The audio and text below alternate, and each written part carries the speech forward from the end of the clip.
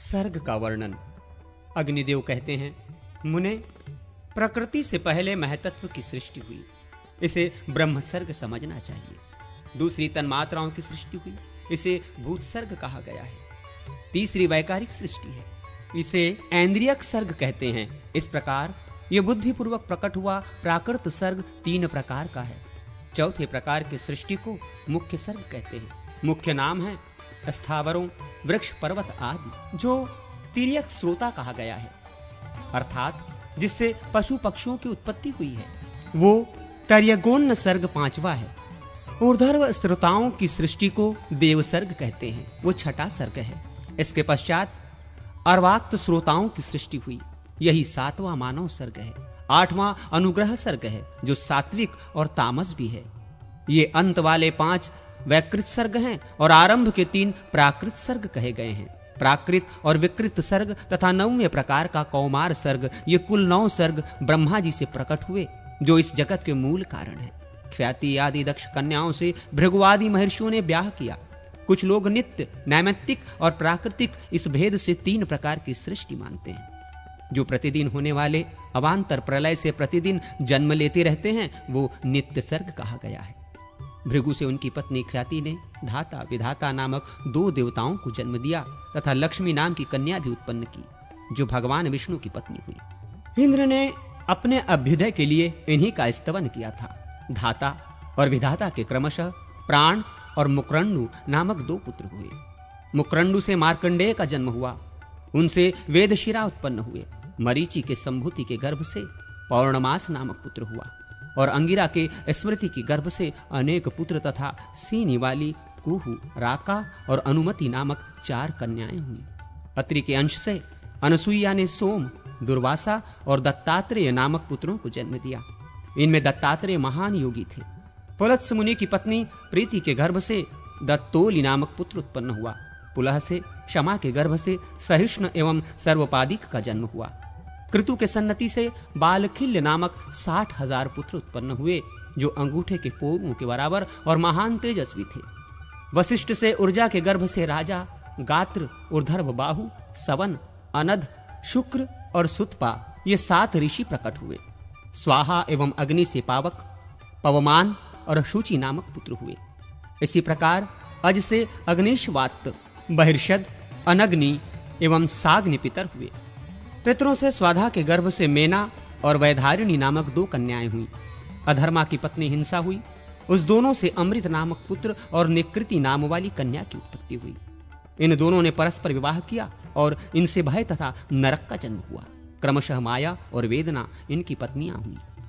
इनमें से माया ने भय के संपर्क से समस्त प्राणियों के प्राण लेने वाले मृत्यु को जन्म दिया और वेदना ने नरक के संयोग से दुख नामक पुत्र उत्पन्न किया।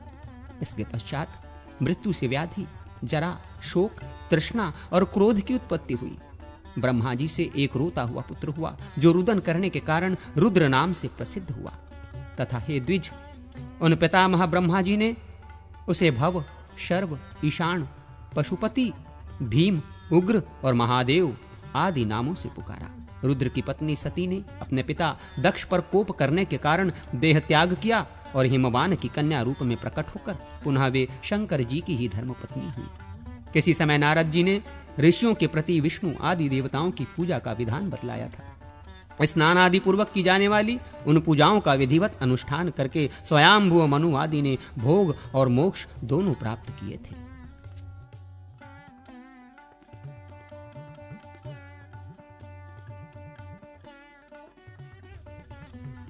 विष्णु आदि देवताओं की सामान्य पूजा का विधान। नारद जी बोले, अब मैं विष्णु आदि देवताओं की सामान्य पूजा का वर्णन करता हूं तथा समस्त कामनाओं को देने वाले पूजा संबंधी मंत्रों को भी बतलाता हूं। भगवान विष्णु के पूजन में सर्वप्रथम परिवार सहित भगवान अच्युत को नमस्कार करके पूजन आरंभ करें। इसी प्रकार पूजा मंडप के द्वार देश में क्रमशः दक्षिण वाम भाग में धाता और विधाता का तथा गंगा और यमुना का भी पूजन करें। फिर शंख निधि और पद्म निधि, इन 2 निधियों की द्वार लक्ष्मी की, वास्तु पुरुष की तथा आधार शक्ति कूर्म, अनंत, पृथ्वी, धर्म, ज्ञान, वैराग्य और ऐश्वर्य की पूजा करें। तदनंतर अधर्म आदि का, अर्थात अधर्म, अज्ञान, अवैराग्य और अनैश्वर्य का पूजन करे तथा एक कमल की भावना करके उसके मूल, नाल, पद्म, केसर और कर्णिकाओं की पूजा करे। फिर ऋग्वेद आदि चारों वेदों की, सतयुग आदि युगों की, सत्व आदि गुणों की और सूर्य आदि के मंडल की पूजा करे। इसी प्रकार विमला, उत्कर्षिणी, ज्ञाना, क्रिया, योगा आदि जो शक्तियां हैं उनकी पूजा करे तथा प्रहलदी, सत्या, ईशा, अनुग्रह, निर्मल मूर्ति दुर्गा, सरस्वती, गण, गणेश, क्षेत्रपाल और वासुदेव, संकर्षण, प्रद्युम्न, अनिरुद्ध आदि का पूजन करे। इसके बाद हृदय, सिर, चूड़ा, शिखा, वर्म, कवच, नेत्र आदि अंगों की, फिर शंख, चक्र, गदा और पद्म नामक अस्त्रों की, श्रीवत्स, कौस्तुभ और वनमाला की तथा लक्ष्मी, पुष्टि, गरुड़ और गुरुदेव की पूजा करें। तत्पश्चात इंद्र, अग्नि, यम, नृति, जल, वरुण, वायु, कुबेर, ईशान, ब्रह्मा और अनंत इन दिक्पालों की, इनके अस्त्रों की, कुमुद आदि विष्णु पार्षदों या द्वारपालों की और विश्वक्सेन की आवरण मंडल आदि में पूजा आदि करने से सिद्धि प्राप्त होती है। अब भगवान शिव की सामान्य पूजा बताई जाती है। इसमें पहले नंदी का पूजन करना चाहिए, फिर महाकाल का, तदनंतर क्रमशः दुर्गा, यमुना, गण आदि का, वाणी, श्री, गुरु, वास्तुदेव, आधार शक्ति आदि और धर्म आदि का अर्चन करें। फिर वामा, ज्येष्ठा, रौद्री, काली, कलविकरणी, बलविकरणी, बल प्रमथिनी, सर्वभूत दमनी और कल्याणमयी मनोमन्नी इन 9 शक्तियों का क्रम से पूजन करे। हाँ हाँ हाँ शिव मूर्तये नमः इस मंत्र से हृदयादि अंग और ईशान आदि मुख सहित शिव की पूजा करें। हौ शिवाय हौ इत्यादि से केवल शिव की अर्चना करे और हाँ इत्यादि से ईशान आदि 5 मुखों की आराधना करे। श्री गौर्य नमः इससे गौरी का और गंग गणपतये नमः इस मंत्र से गणपति की, नाम मंत्रों से इंद्र आदि दिक्पालों की, चंडकी और हृदय, सिर आदि की भी पूजा करें। अब क्रमशः सूर्य के पूजा के मंत्र बताए जाते हैं। इसमें नंदी सर्वप्रथम पूजनीय है, फिर क्रमशः पिंगल, उच्चैश्रवा और अरुण की पूजा करें।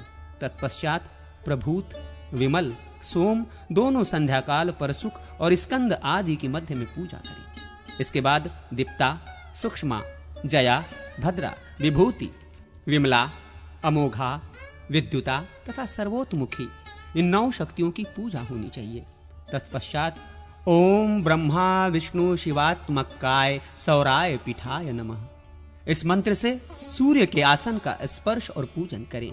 फिर ओम खखोलकाय नमः इस मंत्र से सूर्य देव की मूर्ति की उद्धावना करके उसका अर्चन करें।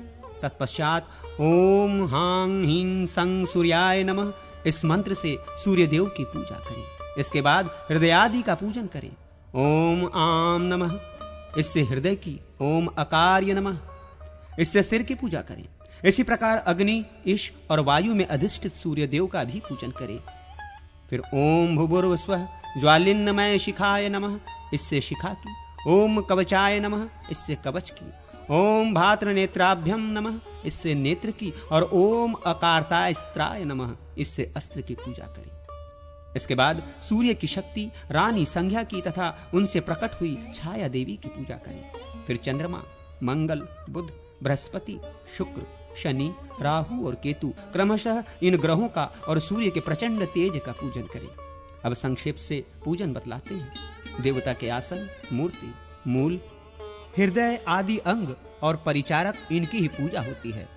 भगवान विष्णु के आसन का पूजन ओम श्री श्रीधरा हरि ही इस मंत्र से करना चाहिए। इसी मंत्र से भगवान विष्णु की मूर्ति का भी पूजन करें। यह सर्वमूर्ति मंत्र है। इसी को त्रैलोक्य मोहन मंत्र भी कहते हैं। भगवान के पूजन में ओम क्लं ऋषिकेशाय नमः, ओम विष्णुवे नमः इन मंत्रों का उपयोग करें। संपूर्ण दीर्घ स्वरों के द्वारा हृदय आदि की पूजा करें। जैसे ओम आम हृदयाय नमः इससे हृदय की, ओम ईशिरी से नमः इससे सिर की, ओम ओम शिखाय नमः इससे शिखा की, ओम ऐं कवचाय नमः इससे कवच की, ओम ऐं नेत्राभ्याम नमः इससे नेत्रों की और ओम ओम अस्त्राय नमः इससे अस्त्र की पूजा करें। 5वीं अर्थात परिचारकों की पूजा संग्राम आदि में विजय आदि देने वाली है।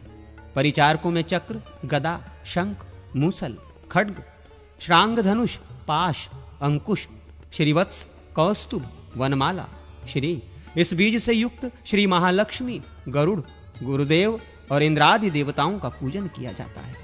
इनके पूजन में प्रणव सहित नाम के आदि अक्षर में अनुस्वार लगाकर चतुर्थी विभक्ति युक्त नाम के अंत में नमः जोड़ना चाहिए। जैसे ओम चक्राय नमः, ओम गदाय नमः इत्यादि। सरस्वती के आसन की पूजा में ओम ऐदैव्य सरस्वतये नमः इस मंत्र का उपयोग करें और उनकी मूर्ति के पूजन में ओम हिम दैवय सरस्वतये नमः इस मंत्र से काम लें। हृदय आदि के लिए पूर्ववत मंत्र हैं। सरस्वती के परिचारकों में लक्ष्मी, मेघा, कला, तुष्टि, पुष्टि, गौरी, प्रभा, मति, दुर्गा, गण, गुरु और क्षेत्रपाल की पूजा करें तथा ओम गम गणपतये नमः इस मंत्र से गणेश की, ओम ह्रीं गौर्यै नमः इस मंत्र से गौरी की, ओम श्री श्रीयै नमः इससे श्री की, ओम श्री त्वरिताय नमः इस मंत्र से त्वरिता की, ओम ऐक्लीसौ त्रिपुराय नमः इस मंत्र से त्रिपुरा की पूजा करें। इस प्रकार त्रिपुरा शब्द भी चतुर्थी विभक्त तंत हो, अंत में नमः शब्द का प्रयोग हो। जिन देवताओं के लिए कोई विशेष मंत्र नहीं बतलाया गया है, उनके नाम आदि में प्रणव लगाएं। नाम के आदि अक्षर में अनुस्वार लगाकर उसे बीज के रूप में रखें तथा पूर्ववत नाम के अंत में चतुर्थी विभक्ति और नमः शब्द जोड़ लें। पूजन और जप में प्रायः सभी मंत्र ओमकार युक्त बताए गए हैं। अंत में तिल और घी आदि से होम करें। इस प्रकार ये देवता और मंत्र धर्म, काम, अर्थ और मोक्ष चारों पुरुषार्थ देने वाले हैं। जो पूजा के इन मंत्रों का पाठ करेगा वो समस्त भोगों का उपभोग कर अंत में देवलोक को प्राप्त होगा। पूजा के अधिकार की सिद्धि के लिए सामान्यतः स्नान विधि। नारद जी बोले, विप्रवरों, पूजन आदि क्रियाओं के लिए पहले स्नान विधि का वर्णन करता हूं।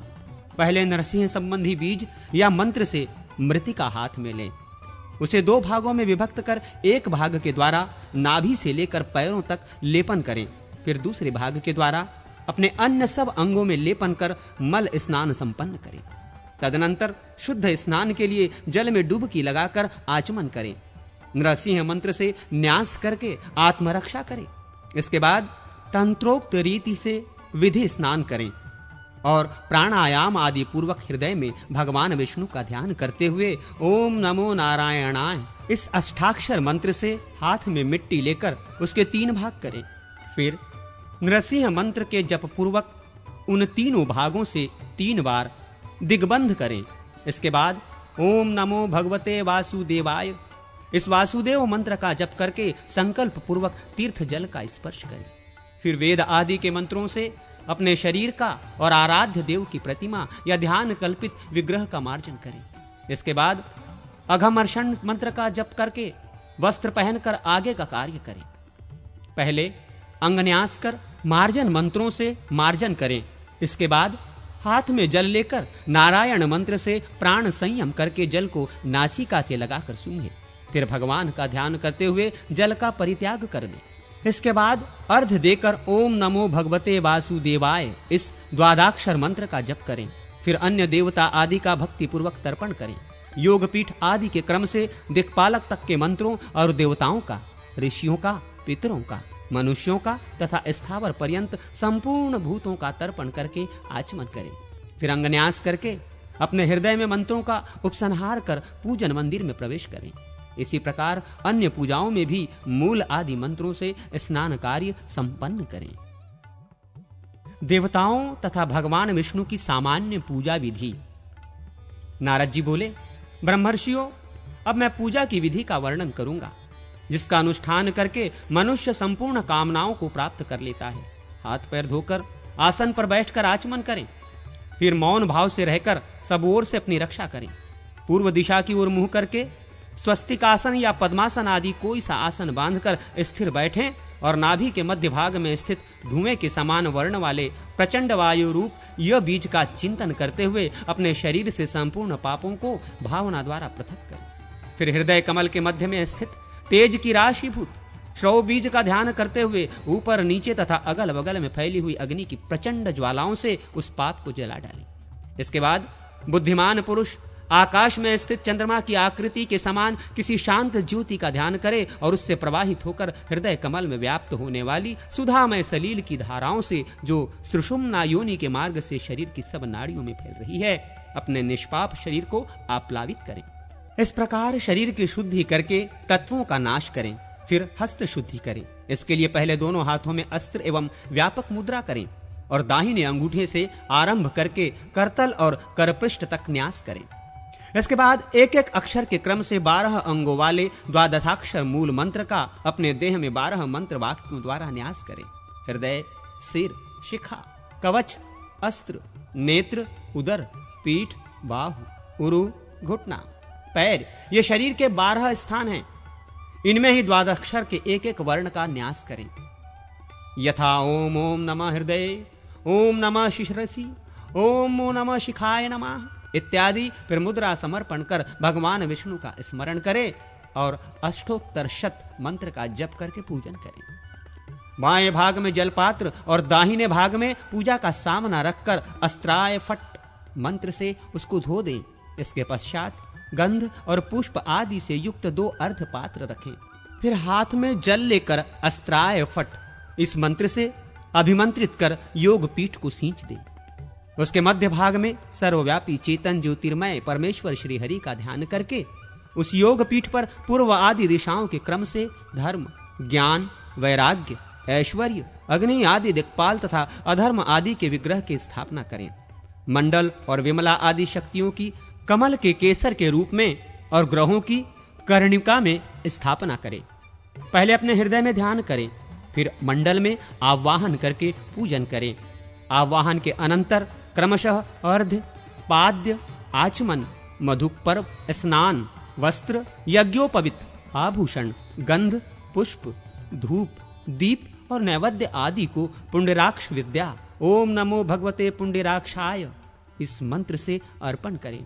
मंडल के पूर्व आदि द्वारों पर भगवान के विग्रह की सेवा में रहने वाले पार्षदों की पूजा करें।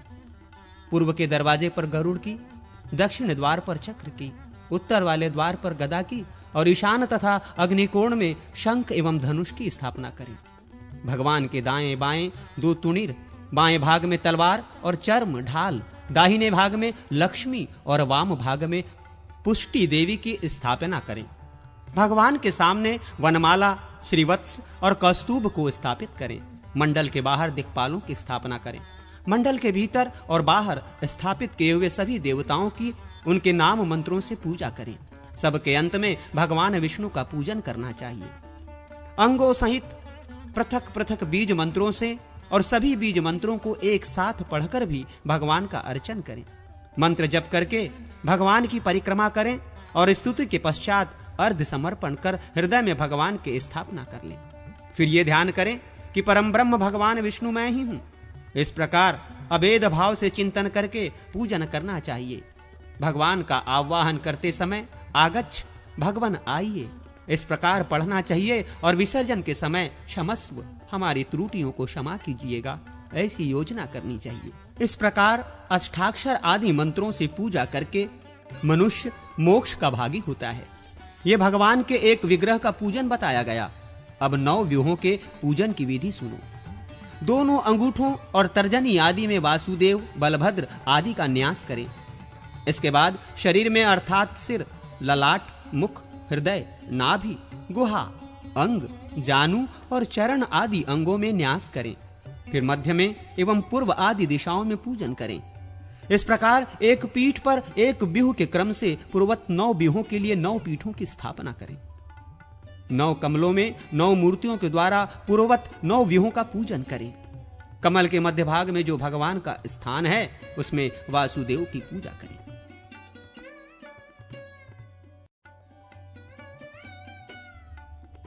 कुंड निर्माण एवं अग्नि स्थापन संबंधी कार्य आदि का वर्णन। नारद जी कहते हैं, महर्षियों, अब मैं अग्नि संबंधी कार्य का वर्णन करूंगा जिससे मनुष्य संपूर्ण मनोवांछित वस्तुओं का भागी होता है। 24 अंगुल की चौकोर भूमि को सुत से नापकर चिन्ह बना दें। फिर उस क्षेत्र को सब ओर से बराबर खोदें। 2 अंगुल भूमि चारों ओर छोड़कर खोदे हुए कुंड की मेखला बनावे। मेखलाएं 3 होती हैं, जो सत्व, रज और तम नाम से कही गई हैं। उनका मुख पूर्व अर्थात बाह्य दिशा की ओर रहना चाहिए। मेखलाओं की अधिकतम ऊंचाई 12 अंगुल की रखें, अर्थात भीतर की ओर से पहली मेखला की ऊंचाई 12 अंगुल रहनी चाहिए। उसके बाह्य भाग में दूसरी मेखला की ऊंचाई 8 अंगुल की और उसके भी बाह्य भाग में तीसरी मेखला की ऊंचाई 4 अंगुल की रहनी चाहिए। इसकी चौड़ाई क्रमशः 8, 2 और 4 अंगुल की होती है। योनि सुंदर बनाई जाए, उसकी लंबाई 10 अंगुल की हो। वो आगे आगे की ओर क्रमशः 6, 4 और 2 अंगुल ऊंची रहे, अर्थात उसका पिछला भाग 6 अंगुल, उससे आगे का भाग 4 अंगुल, उससे भी आगे का भाग 2 अंगुल ऊंचा होना चाहिए। योनि का स्थान कुंड की पश्चिम दिशा का मध्य भाग है। उसे आगे की ओर क्रमशः नीची बनाना चाहिए। उसकी आकृति पीपल के पत्ते की सी होनी चाहिए। उसका कुछ भाग कुंड में प्रविष्ट रहना चाहिए। योनि का आयाम 4 अंगुल का रहे और नाल 15 अंगुल बड़ा हो। योनि का मूल भाग 3 अंगुल और उससे आगे का भाग 6 अंगुल विस्तृत हो। ये 1 हाथ लंबे चौड़े कुंड का लक्षण कहा गया है। 2 हाथ या 3 हाथ के कुंड में नियमानुसार सब वस्तुएं तदरूप द्विगुण या त्रिगुण बढ़ जाएंगी। अब मैं 1 या 3 मेखला वाले गोल और अर्धचंद्राकार आदि कुंडों का वर्णन करता हूँ। चौकोर कुंड के आधे भाग अर्थात ठीक बीचों बीच में सूत रखकर उसे किसी कोण की सीमा तक ले जाएं। मध्य भाग से कोण तक ले जाने में सामान्य दिशाओं की अपेक्षा वो सूत जितना बढ़ जाए, उसके आधे भाग को प्रत्येक दिशा में बढ़ाकर स्थापित करें और मध्य स्थान से उन्हीं बिंदुओं पर सूत को सब ओर घुमावे तो गोल आकार बन जाएगा। कुंडार्ध से बढ़ा हुआ जो कोण भागार्ध है उसे उत्तर दिशा में बढ़ाएं तथा उसी सीध में पूर्व और पश्चिम दिशा में भी बाहर की ओर यत्नपूर्वक बढ़ाकर चिन्ह कर दें। फिर मध्य स्थान में सूत का एक सिरा रखकर दूसरा छोर पूर्व दिशा वाले चिन्ह पर रखें और उसे दक्षिण की ओर से घुमाते हुए पश्चिम दिशा के चिन्ह तक ले जाएं। इससे अर्धचंद्राकार चिन्ह बन जाएगा। फिर उस क्षेत्र को खोदने पर सुंदर अर्धचंद्र कुंड तैयार हो जाएगा। कमल की आकृति वाले गोल कुंड की मेखला पर दलाकार चिन्ह बनाए जाएं। होम के लिए एक सुंदर स्नुक तैयार करें जो अपने बाहु दंड के बराबर हो। उसके दंड का मूल भाग चतुरस्त्र हो। उसका माप 7 या 5 अंगुल का बताया गया है। उस चतुरस्त्र के तिहाई भाग को खुदवाकर गर्त बनावे। उसके मध्य भाग में उत्तम शोभायमान वृत्त हो। उक्त गर्त को नीचे से ऊपर तक तथा अगल बगल में बराबर खुदावें। बाहर का अर्ध भाग छील कर साफ करा दें, उस पर रंदा करा दें। चारों ओर 1/4 अंगुल जो शेष के आधे का आधा भाग है भीतर से भी छीलकर साफ चिकना करा दें। शेषार्ध भाग द्वारा उक्त खात की सुंदर मेखला बनवावें। मेखला के भीतरी भाग में उस खात का कंठ तैयार करावें जिसका सारा विस्तार मेखला की 3/4 के बराबर हो। कंठ की चौड़ाई 1 या 1.5 अंगुल के माप की हो। उक्त श्रुक के अग्रभाग में उसका मुख रखें जिसका विस्तार 4 या 5 अंगुल का हो। मुख का मध्य भाग 3 या 2 अंगुल का हो। उसे सुंदर एवं शोभायमान बनाया जाए। उसकी लंबाई भी चौड़ाई के ही बराबर हो। उस मुख का मध्य भाग नीचा और परम सुंदर होना चाहिए। श्रुक के कंठ देश में एक ऐसा छेद रहे जिसमें कनिष्ठ का अंगुली प्रविष्ट हो जाए। कुंड अर्थात श्रुक के मुख का शेष भाग अपनी रुचि के अनुसार विचित्र शोभा से संपन्न किया जाए। श्रुक के अतिरिक्त एक श्रुआ भी आवश्यक है जिसकी ऊंचाई दंड सहित 1 हाथ की हो। उसके डंडे को गोल बनाया जाए। उस गोल डंडे की मोटाई 2 अंगुल की हो। उसे खूब सुंदर बनाना चाहिए। श्रुआ का मुखभाग कैसा हो यह बताया जाता है। थोड़ी सी कीचड़ में गाय अथवा बछड़े का पैर पड़ने पर जैसा पदचिन्ह उभर आता है ठीक वैसा ही श्रुआ का मुख बनाया जाए। अर्थात उस मुख का मध्य भाग 2 भागों में विभक्त रहे। उपर्युक्त अग्निकुंड को गोबर से लीप कर उसके भीतर की भूमि पर बीच में 1 अंगुल मोटी एक रेखा खींचे जो दक्षिण से उत्तर की ओर गई हो। उस रेखा को वज्र की संज्ञा दी गई है। उस प्रथम उत्तरार्घ रेखा पर उसके दक्षिण और उत्तर पार्श्व में 2 पूर्वाग्र रेखाएं खींचें। इन दोनों रेखाओं के बीच में पुनः 3 पूर्वाग्र रेखाएं खींचें। इनमें पहली रेखा दक्षिण भाग में हो और शेष 2 क्रमशः उसके उत्तरोत्तर भाग में खींची जाएं। मंत्रज्ञ पुरुष इस प्रकार उल्लेखन रेखाकरण करके उस भूमि का अभ्युरक्षण सेचन करें। फिर प्रणव के उच्चारण पूर्वक भावना द्वारा एक विष्टर आसन की कल्पना करके उसके ऊपर वैष्णवी शक्ति का आवाहन एवं स्थापन करें। देवी के स्वरूप का इस प्रकार ध्यान करें। वे दिव्य रूप वाली हैं और दिव्य वस्त्राभूषणों से विभूषित हैं। तत्पश्चात ये चिंतन करें कि देवी को संतुष्ट करने के लिए अग्निदेव के रूप में साक्षात श्री हरि पधारे हैं। साधक उन दोनों का पूजन करके शुद्ध कांस्यादि पात्र में रखी और ऊपर से शुद्ध कांस्यादि पात्र द्वारा ढकी हुई अग्नि को लाकर क्रव्याद अंश को अलग करके क्षणादि से शोधित उस अग्नि को कुंड के भीतर स्थापित करें। तत्पश्चात उस अग्नि में प्रादेश मात्र अंगूठे से लेकर तर्जनी के अग्रभाग के बराबर की समिधाएं देकर कुशों द्वारा 3 बार परिसमूहन करें। फिर पूर्वादि सभी दिशाओं में कुशास्तरण करके अग्नि की उत्तर दिशा में पश्चिम से आरंभ करके क्रमशः पूर्वादि दिशा में पात्रासादन करें। समिधा, कुशा, श्रुक, श्रुवा, आंजस्थाली, चरुस्थाली तथा कुच्छाशादित घी, प्रणीता पात्र, प्रोक्षणी पात्र आदि वस्तुएं रखें। इसके बाद प्रणीता को सामने रखकर उसे जल से भर दें और कुशा से प्रणीता का जल लेकर प्रोक्षणी पात्र का प्रोक्षण करें। तदनंतर उसे बाएं हाथ में लेकर दाहिने हाथ में ग्रहित प्रणीता के जल से भर दें। प्रणीता और हाथ के बीच में पवित्री का अंतर रखना चाहिए। प्रोक्षणी में गिरते समय प्रणीता के जल को भूमि पर नहीं गिरने देना चाहिए। प्रोक्षणी में अग्निदेव का ध्यान करके उसे कुंड की योनि के समीप अपने सामने रखें। फिर उस प्रोक्षणी के जल से आसादित वस्तुओं को 3 बार सींचकर समिधा के बोझ को खोलकर उसके बंधन को सरकाकर सामने रखें। प्रणीता पात्र में पुष्प छोड़कर उसमें भगवान विष्णु का ध्यान करके उसे अग्नि से उत्तर दिशा में कुश के ऊपर स्थापित कर दें और अग्नि तथा प्रणीता के मध्य भाग में प्रोक्षणी पात्र को कुशा पर रख दें। तदनंतर आज्यस्थाली को घी से भरकर अपने आगे रखें। फिर उसे आग पर चढ़ाकर संप्लवन एवं उत्पवन की क्रिया द्वारा घी का संस्कार करें। उसकी विधि इस प्रकार है। प्रादेश मात्र लंबे 2 कुश हाथ में लें, उनके अग्रभाग खंडित न हुए हों तथा उनके गर्भ में दूसरा कुश अंकुरित न हुआ हो। दोनों हाथों को उत्तान रखें और उनके अंगुष्ठ एवं कनिष्ठका अंगुली से उन कुशा को पकड़े रहें। इस तरह उन कुशा द्वारा घी को थोड़ा थोड़ा उठाकर ऊपर की ओर 3 बार उछालें। प्रज्वलित तृण आदि लेकर घी को देखें और उसमें कोई अपद्रव्य खराब वस्तु न हो उसे निकाल दें। उसके बाद तृण अग्नि में फेंक कर उस घी को आग पर से उतार लें और सामने रखें। फिर श्रुक और सुश्रुवा को लेकर उनके द्वारा होम संबंधी कार्य करें। पहले जल से उनको धो लें, फिर अग्नि से तपाकर सन्मार्जन कुशों द्वारा उसका मार्जन करें। उन कुशों के अग्रभागों द्वारा श्रुक श्रुवा के भीतरी भाग का तथा मूल भाग से उनके बाह्य भाग का मार्जन करना चाहिए। तत्पश्चात पुनः उन्हें जल से धोकर आग से तपावें और अपने दाहिने भाग में स्थापित कर दें। उसके बाद साधक प्रणव से ही अथवा देवता के नाम के आदि में प्रणव तथा अंत में नमः पद लगाकर उसके उच्चारण पूर्वक होम करें। हवन से पहले अग्नि के गर्भाधान से लेकर संपूर्ण संसार अंग व्यवस्था के अनुसार संपन्न करें।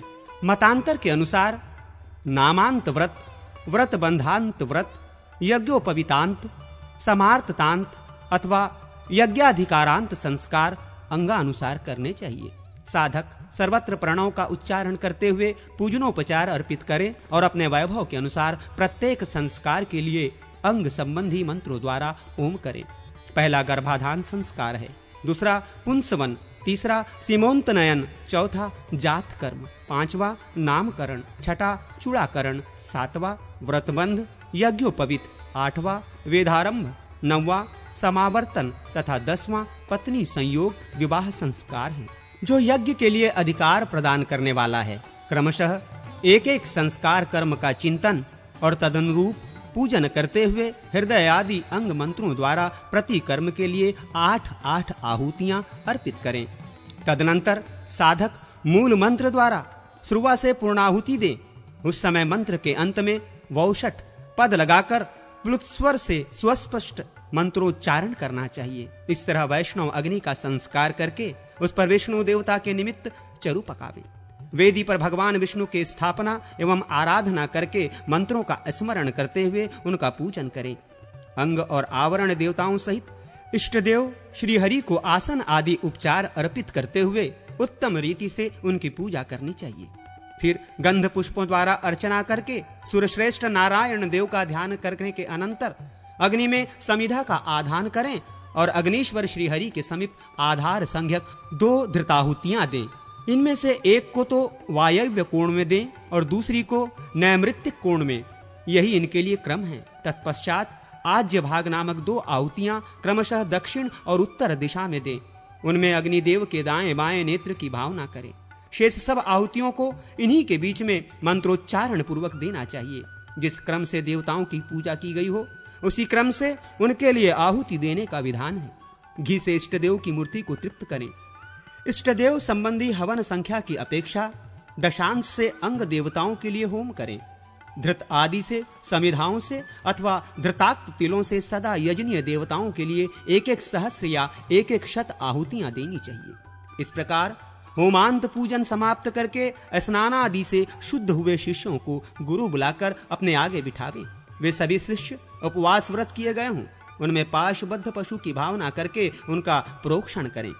तदनंतर उन सब शिष्यों को भावना द्वारा अपने आत्मा से संयुक्त करके अविद्या और कर्म के बंधनों से आबद्ध हो लिंग शरीर का अनुवर्तन करने वाले चैतन्य जीव का, जो लिंग शरीर के साथ बंधा हुआ है, ध्यान मार्ग से साक्षात्कार करके उसका सम्यक प्रोक्षण करने के पश्चात वायु बीज यज्ञ के द्वारा उसके शरीर का शोषण करें।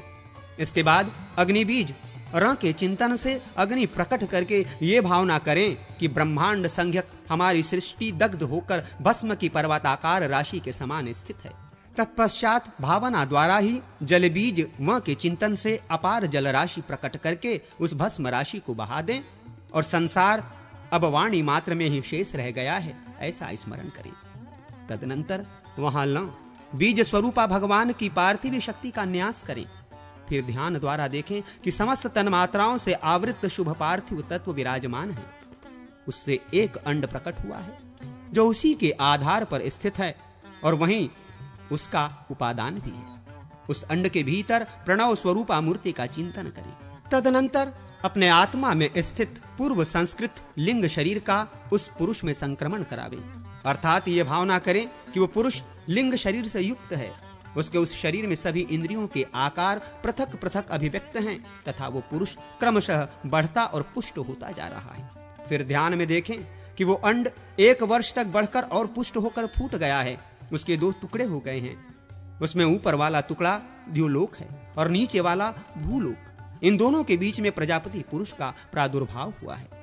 इस प्रकार वहां उत्पन्न हुए प्रजापति का ध्यान करके पुनः प्रणव से उस शिशु रूप प्रजापति का प्रोक्षण करें। फिर यथा स्थान पूर्वोक्त न्यास करके उनके शरीर को मंत्रमय बना दें। उनके ऊपर विष्णु हस्त रखें और उन्हें वैष्णव माने। इस तरह एक अथवा बहुत से लोगों के जन्म का ध्यान द्वारा प्रत्यक्ष करें। शिष्यों के भी नूतन दिव्य जन्म की भावना करें। तदनंतर मूल मंत्र से शिष्यों के द्वारा हाथ पकड़कर मंत्रोपदेष्टा गुरु नेत्र मंत्र सौष्ठव के उच्चारण पूर्वक नूतन एवं छिद्र रहित वस्त्र से उनके नेत्रों को बांध दे। फिर देवाधिदेव भगवान की यथोचित पूजा संपन्न करके तत्वज्ञ आचार्य हाथ में पुष्पांजलि धारण करने वाले उन शिष्यों को अपने पास पूर्वाभिमुख बैठावे। इस प्रकार गुरु द्वारा दिव्य नूतन जन्म पाकर वे शिष्य भी श्री हरि को पुष्पांजलि अर्पित करके पुष्प आदि उपचारों से उनका पूजन करें।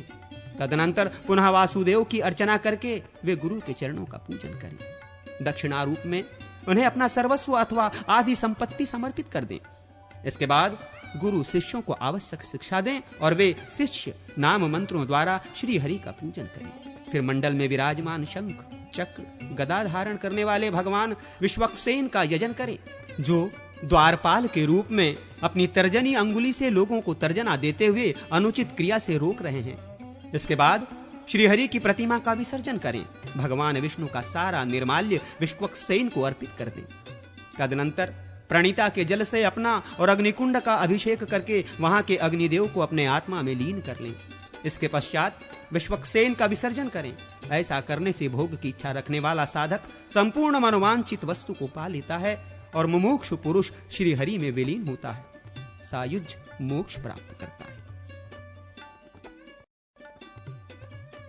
वासुदेव, संकर्षण आदि के मंत्रों का निर्देश तथा एक बिहू से लेकर 12 बिहू तक के बिहुओं का एवं 25 और 26 बिहू का वर्णन।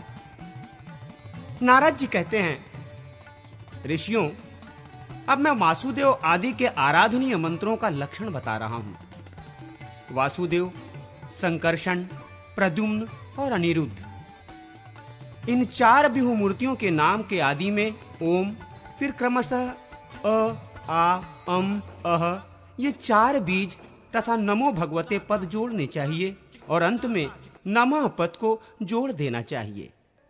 ऐसा करने से इनके पृथक पृथक 4 मंत्र बन जाते हैं। इसके बाद नारायण मंत्र है, जिसका स्वरूप है ओम नमो नारायणाय, ओम तत्सत् ब्रह्मणे ओम नमः, ये ब्रह्म मंत्र है। ओम विष्णवे नमः, ये विष्णु मंत्र है। ओम छां ओम नमो भगवते नरसिंहाय नमः, ये नरसिंह मंत्र है। ओम भूर्नमो भगवते वरायाः, ये भगवान वराह का मंत्र है। ये सभी मंत्र राज हैं। उपर्युक्त 9 मंत्रों के वासुदेव आदि 9 नायक हैं, जो उपासकों के वल्लभ इष्ट देवता हैं। इनकी अंग क्रांति क्रमशः जवा कुसुम के सदृश अरुण, हल्दी के समान पीली, नीली, श्यामल, लोहित, मेघ सदृश, अग्नि तुल्य तथा मधु के समान पिंगल है। तंत्रवेत्ता पुरुषों को स्वर के बीजों द्वारा क्रमशः पृथक पृथक हृदय आदि अंगों की कल्पना करनी चाहिए। उन बीजों के अंत में अंगों के नाम रहने चाहिए, यथा ओम आ हृदयाय नमः, ओम ई शीर्षे स्वाहा, ओम उम शिखाय वष्टः। और उन अंग नामों के अंत में नमः आदि पद जुड़े होते हैं, यथा क्लाय हृदयाय नमः, क्लिंग शीर्षे स्वाहा इत्यादि। हरस्व स्वरों से युक्त बीज वाले अंग उपांग कहलाते हैं। देवता के नाम संबंधी अक्षरों को पृथक पृथक करके उनमें से प्रत्येक के अंत में बिंदुवात्मक बीज का योग करके उसमें अंगन्यास करना भी उत्तम माना गया है।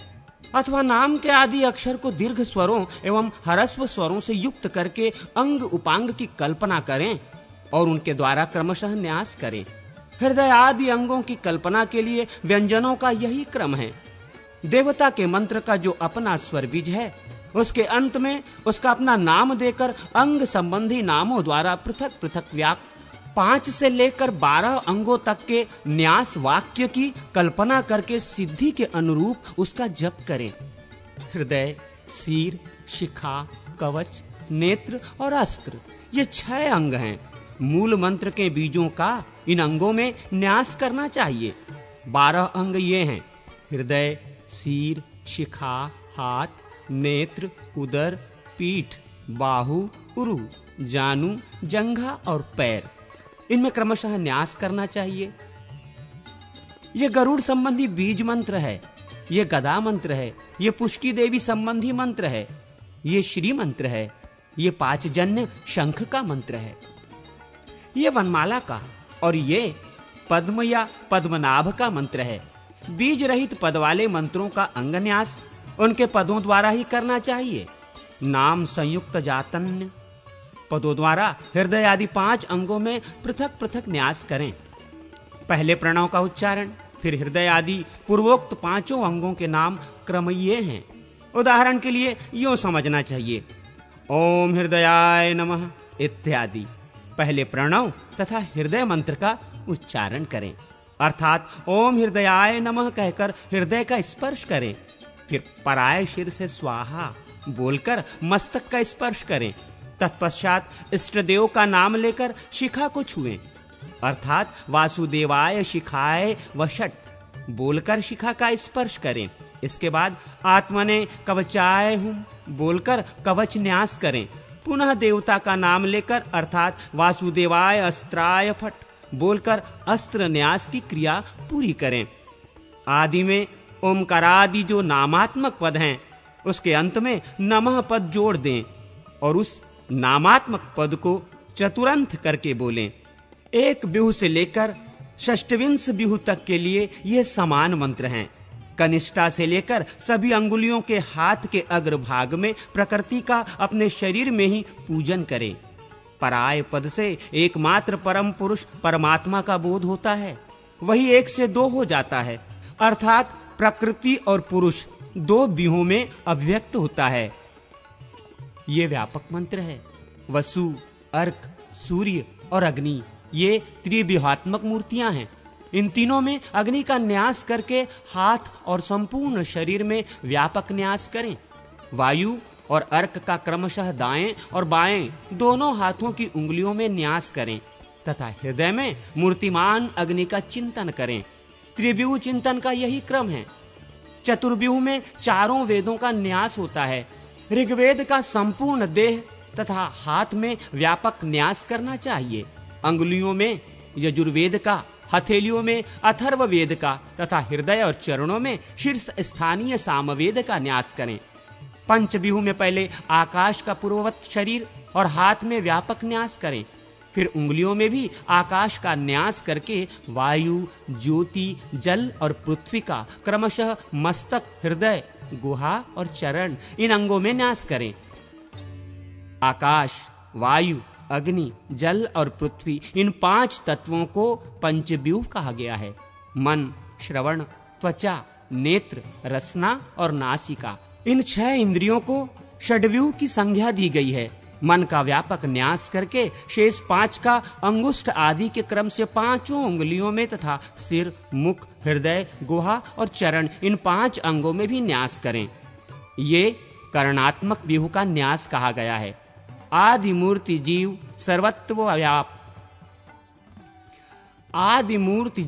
सर्वत्व व्यापक है। भूर्लोक, भुवरलोक, स्वरलोक, महरलोक, जनलोक, तपोलोक और सत्यलोक ये 7 लोक सप्तव्यूह कहे गए हैं। इनमें से प्रथम भुवरलोक का हाथ एवं संपूर्ण शरीर में न्यास करें।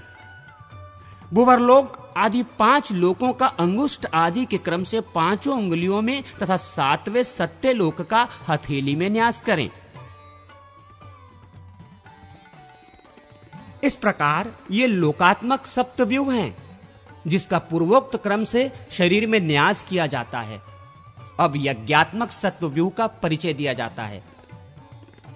सप्त यज्ञ स्वरूप यज्ञ पुरुष परमात्मा देव श्रीहरि संपूर्ण शरीर एवं सिर, ललाट, मुख, हृदय, गुहा और चरण में स्थित हैं, अर्थात उन अंगों में उनका न्यास करना चाहिए। वे यज्ञ इस प्रकार हैं: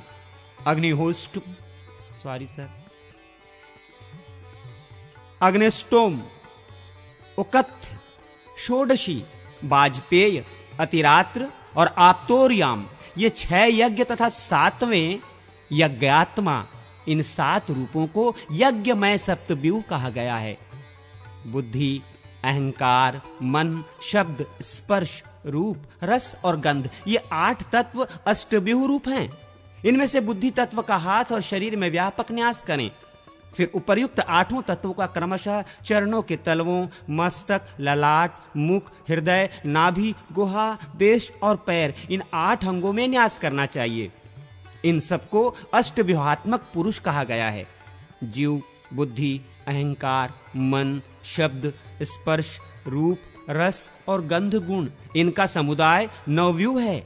इनमें से जीव का दोनों हाथों में अंगूठों में न्यास करें और शेष 8 तत्वों का क्रमशः दाहिने हाथ की तर्जनी से लेकर बाएं हाथ की तर्जनी तक 8 उंगलियों में न्यास करें।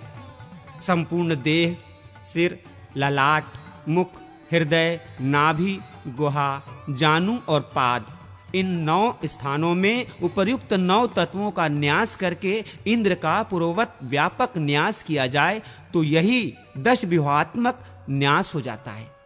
दोनों अंगुष्ठों में, तलद्वय में, तर्जनी आदि 8 अंगुलियों में तथा सिर, ललाट, मुख, हृदय, नाभि, गुहा, उपस्थ और गुदा, जानुद्वय और पादद्वय इन 11 अंगों में 11 इंद्रियात्मक तत्वों का जो न्यास किया जाता है उसे एकादश व्यूह न्यास कहा गया है।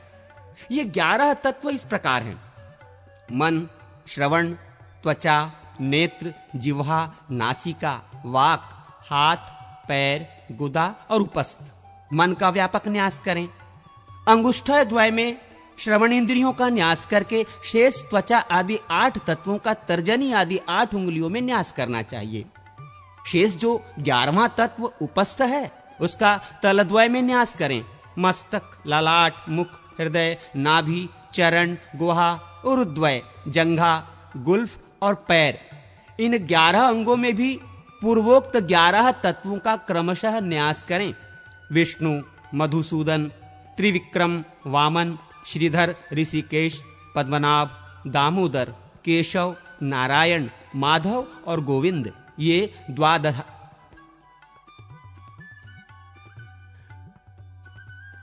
द्वादशात्मक व्यूह हैं।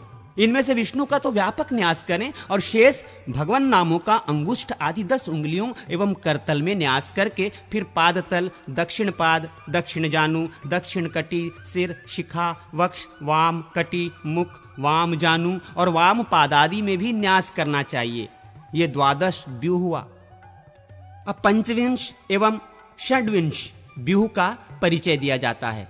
पुरुष, बुद्धि, अहंकार, मन, चित्त, शब्द, स्पर्श, रस, रूप, गंध, श्रोत्र, त्वचा, नेत्र, जिह्वा, नासिका, वाक, हाथ, पैर, गुदा, उपस्थ, भूमि, जल, तेज, वायु और आकाश, ये 25 तत्व हैं। इनमें से पुरुष का सर्वांग में व्यापक न्यास करके 10 का अंगुष्ठ आदि में न्यास करें। शेष का करतल, सिर, ललाट, मुख, हृदय, नाभि, गुहा, उरु, जानु, पैर, उपस्थ, हृदय और मूर्धा में क्रमशः न्यास करें। इन्हीं में सर्वप्रथम परम पुरुष परमात्मा को सम्मिलित करके उनका पूर्ववत व्यापक न्यास कर दिया जाए तो षड्विंश व्यूह का न्यास संपन्न हो जाता है। विद्वान पुरुष को चाहिए कि अष्टदल कमल चक्र में प्रकृति का चिंतन करके उसका पूजन करें। उस कमल के पूर्व, दक्षिण, पश्चिम और उत्तर दलों में हृदय आदि 4 अंगों का न्यास करें। अग्निकोण आदि के दलों में अस्त्र एवं वैंतेय, गरुड़ आदि को पूर्ववत स्थापित करें। इस तरह पूर्वादि दिशाओं में इंद्रादि दिक्पालों का चिंतन करें। इन सब के ध्यान पूजन की विधि एक सी है। सूर्य, सोम और अग्नि रूप त्रिव्यूह में अग्नि का स्थान मध्य में है। पूर्वादि दिशाओं में दलों में जिनका आवास है उन देवताओं के साथ कमल की कर्णिका में नाभस आकाश की भांति व्यापक आत्मा तथा मानस अंतरात्मा विराजमान है। साधक को चाहिए कि वो संपूर्ण मनोरथों की सिद्धि के लिए तथा राज्य पर विजय पाने के लिए विश्वरूप परमात्मा का यजन करे। संपूर्ण व्यूहों, हृदय आदि 5 अंगों, गरुड़ आदि तथा इंद्र आदि दिक्पालों के साथ ही उन श्री हरि की पूजा का विधान है। ऐसा करने वाला उपासक संपूर्ण कामनाओं को प्राप्त कर सकता है। अंत में विश्वक्सेन की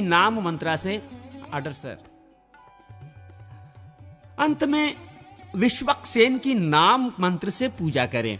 नाम के साथ रौ बीज लगा लें, अर्थात रौ विश्वस्नाय नमः बोलकर उनके लिए पूजनोपचार अर्पित करें।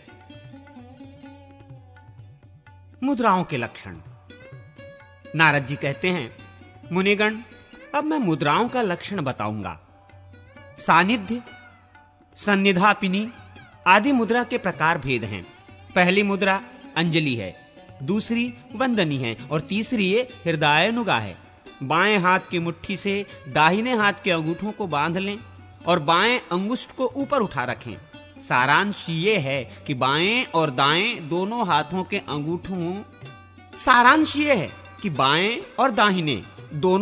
के अंगूठे ऊपर की ओर ही उठा रहे।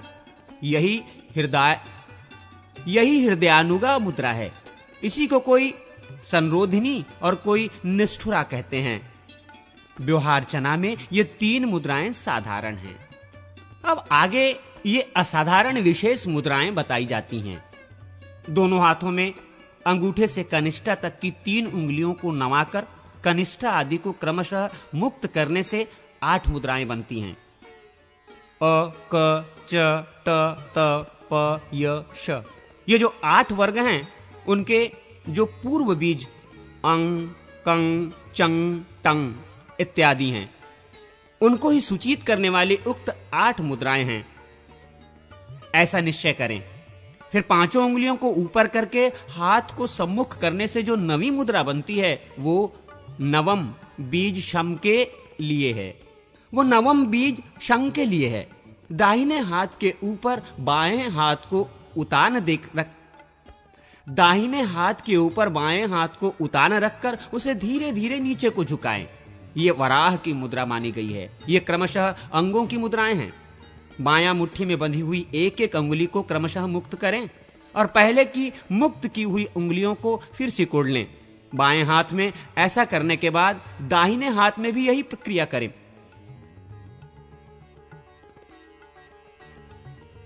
बाएं हाथ में ऐसा करने के बाद दाहिने हाथ में भी यही क्रिया करें। बाईं मुट्ठी के अंगूठों को ऊपर उठाए रखें। ऐसा करने से मुद्राएं सिद्ध हो जाती हैं।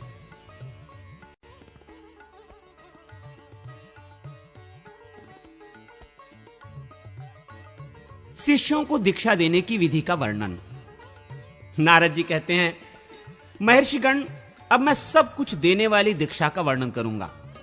कमलाकार मंडल में श्री हरि का पूजन करें। दशमी तिथि को समस्त यज्ञ संबंधी द्रव्य का संग्रह एवं संस्कार शुद्धि करके रख लें। नरसिंह बीज मंत्र सोम से 100 बार उसे अभिमंत्रित करके उस मंत्र के अंत में फट्ट लगाकर बोलें तथा राक्षसों का विनाश करने के उद्देश्य से सब ओर सरसों छींटें। फिर वहां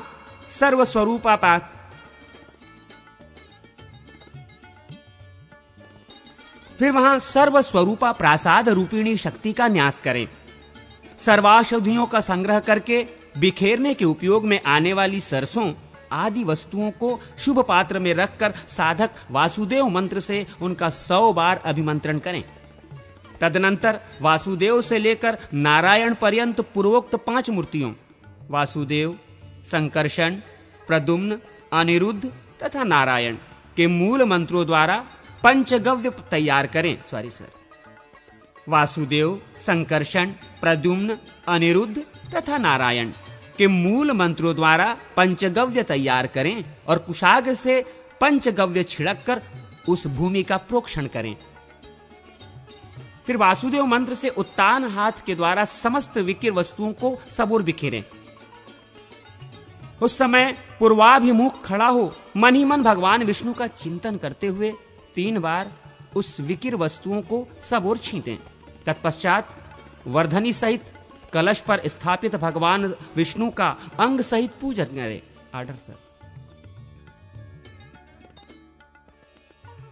तत्पश्चात वर्धनी सहित कलश पर स्थापित भगवान विष्णु का अंग सहित पूजन करें। अस्त्र मंत्र से वर्धनी को 100 बार अभिमंत्रित करके अविच्छिन्न जलधारा से सींचते हुए उसे ईशान कोण की ओर ले जाएं। कलश को पीछे ले जाकर विकिर पर स्थापित करें। विकिर द्रव्यों को कुश द्वारा एकत्र करके कुंभेश और करकरी का यजन करें। पंचरत्न युक्त सर्वस्त्र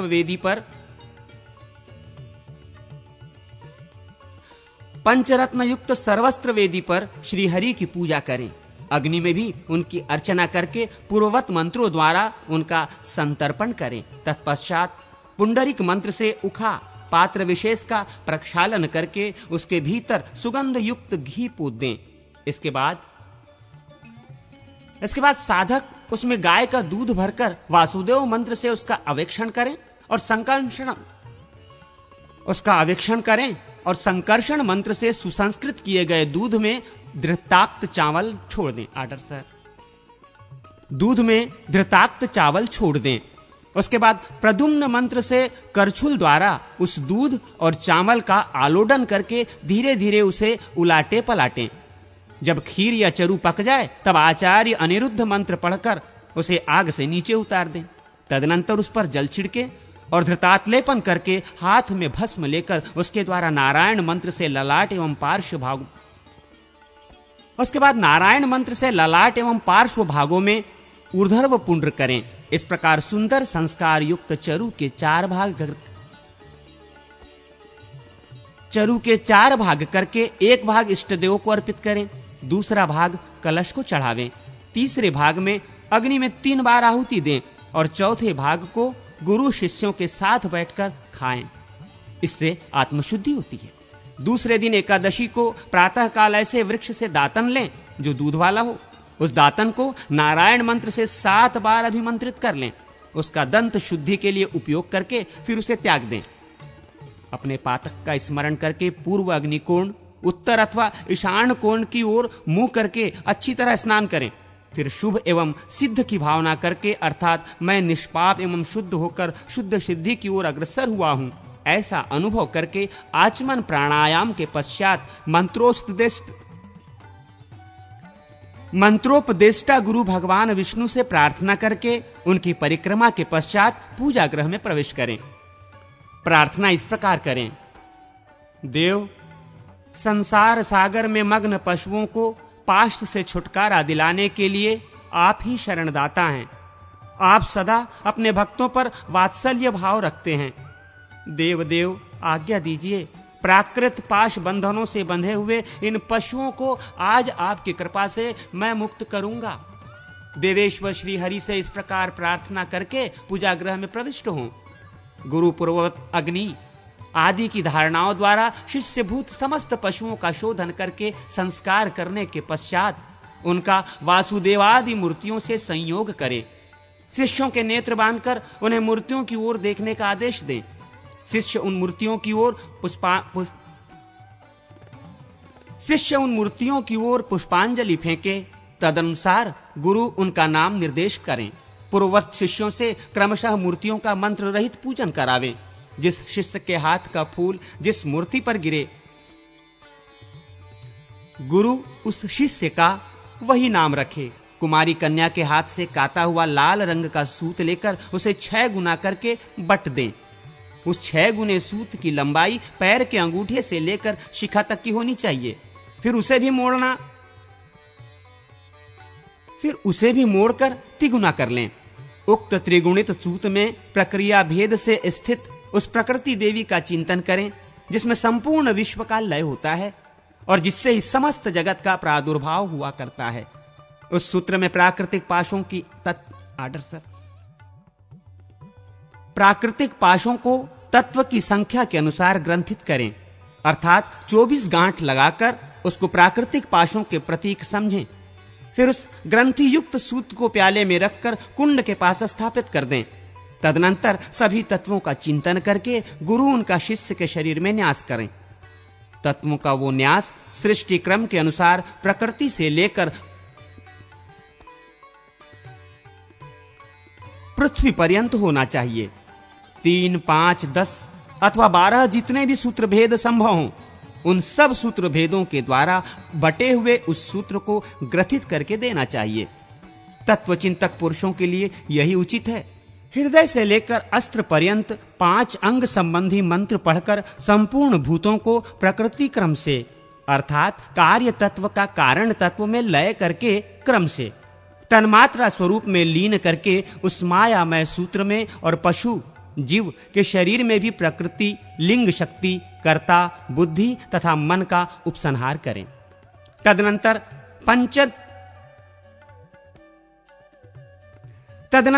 पंच तन्मात्र, बुद्धि, कर्म और पंच महाभूत, इन 12 रूपों में अभिव्यक्त द्वादशात्मा का सूत्र और शिष्य के शरीर में चिंतन करें। तत्पश्चात इच्छा अनुसार सृष्टि की संपात विधि से हवन करके सृष्टि क्रम से एक एक के लिए 100 आहुतियां देकर पूर्णाहुति करें। प्याले में रखे हुए ग्रथित सूत्र को ऊपर से ढककर उसे कुंभेश को अर्पित करें।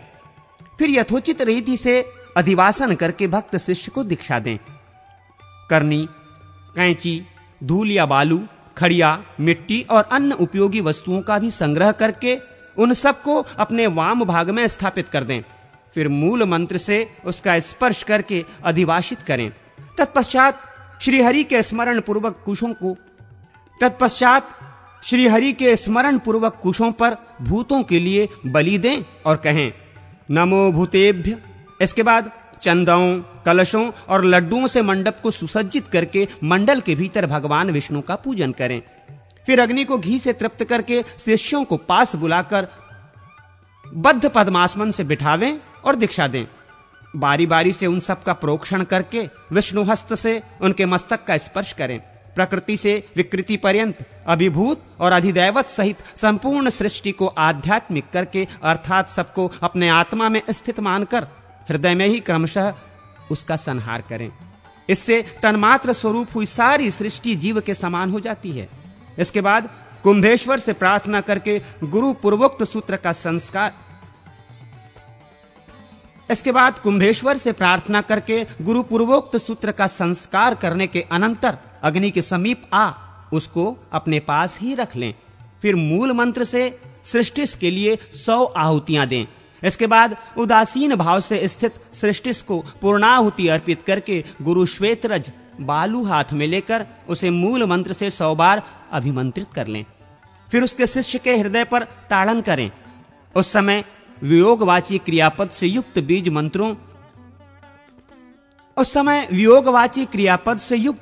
बीज मंत्रों एवं क्रमशः पादादि इंद्रियों से घटित वाक्य की योजना करके अंत में ओम फट का उच्चारण करें।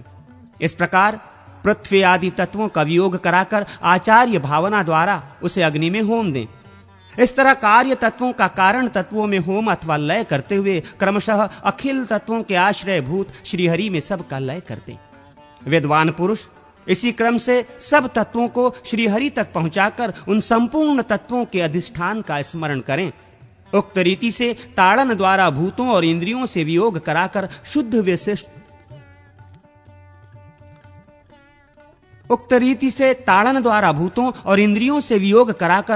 हुए शिष्य को अपनावें और प्रकृति से उसकी समता का संपादन करके पूर्वोक्त अग्नि में उसके उस प्राकृत भाव का भी हवन कर दें।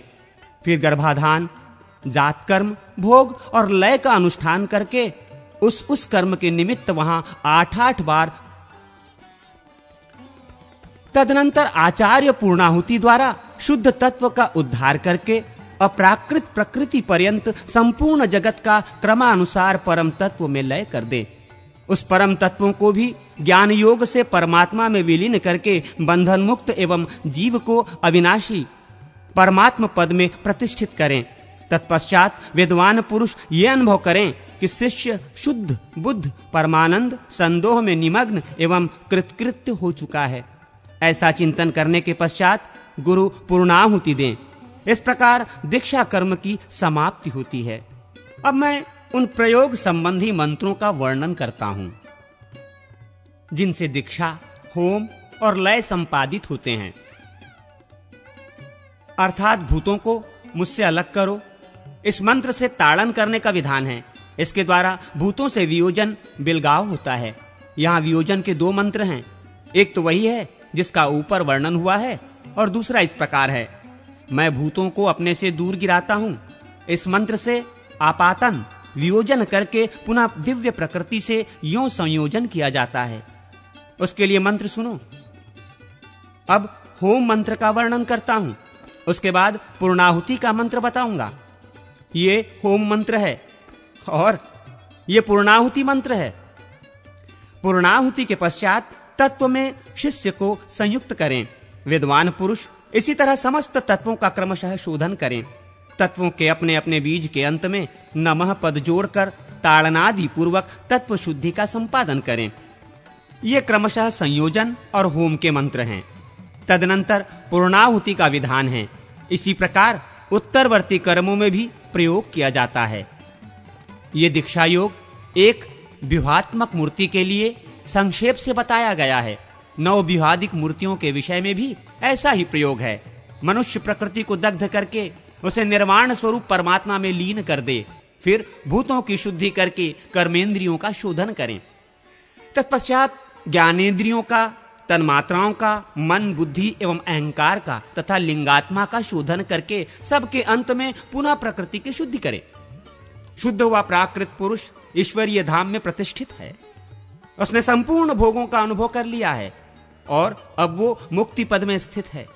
इस प्रकार ध्यान करें और पूर्णाहुति दें। यह अधिकार प्रदान करने वाली दीक्षा है। पूर्वोक्त मंत्र के अंगों द्वारा आराधना करके तत्व समूह को समभाव प्रकृत्यवस्था में पहुंचाकर क्रमशः इसे रीति से शोधन करें। अंत में साधक अपने को संपूर्ण सिद्धियों से युक्त परमात्म रूप से स्थित अनुभव करते हुए पूर्णाहुति दे। ये साधक विषयक दीक्षा कही गई है। यदि यज्ञोपयोगी द्रव्य का संपादन संग्रह न हो सके अथवा अपने में असमर्थता हो तो समस्त उपकरणों सहित श्रेष्ठ गुरु पूर्ववत इष्ट देव का पूजन करके तत्काल उन्हें अधिवासित करके द्वादशी तिथि में शिष्य को दीक्षा दे दे।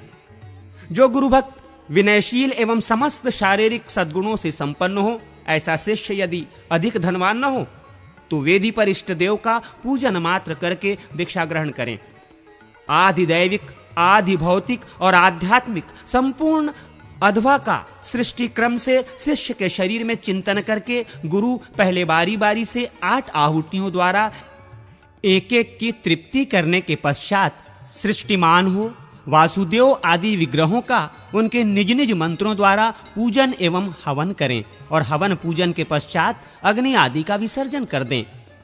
तत्पश्चात पूर्वोक्त होम द्वारा संहार क्रम से तत्वों का शोधन करें। दीक्षा कर्म में पहले जिन 8 सूत्रों में गांठें बांधी गई थीं, उनकी वे गांठ खोल लें। गुरु उन्हें शिष्य के शरीर से लेकर क्रमशः उन तत्वों का शोधन करें।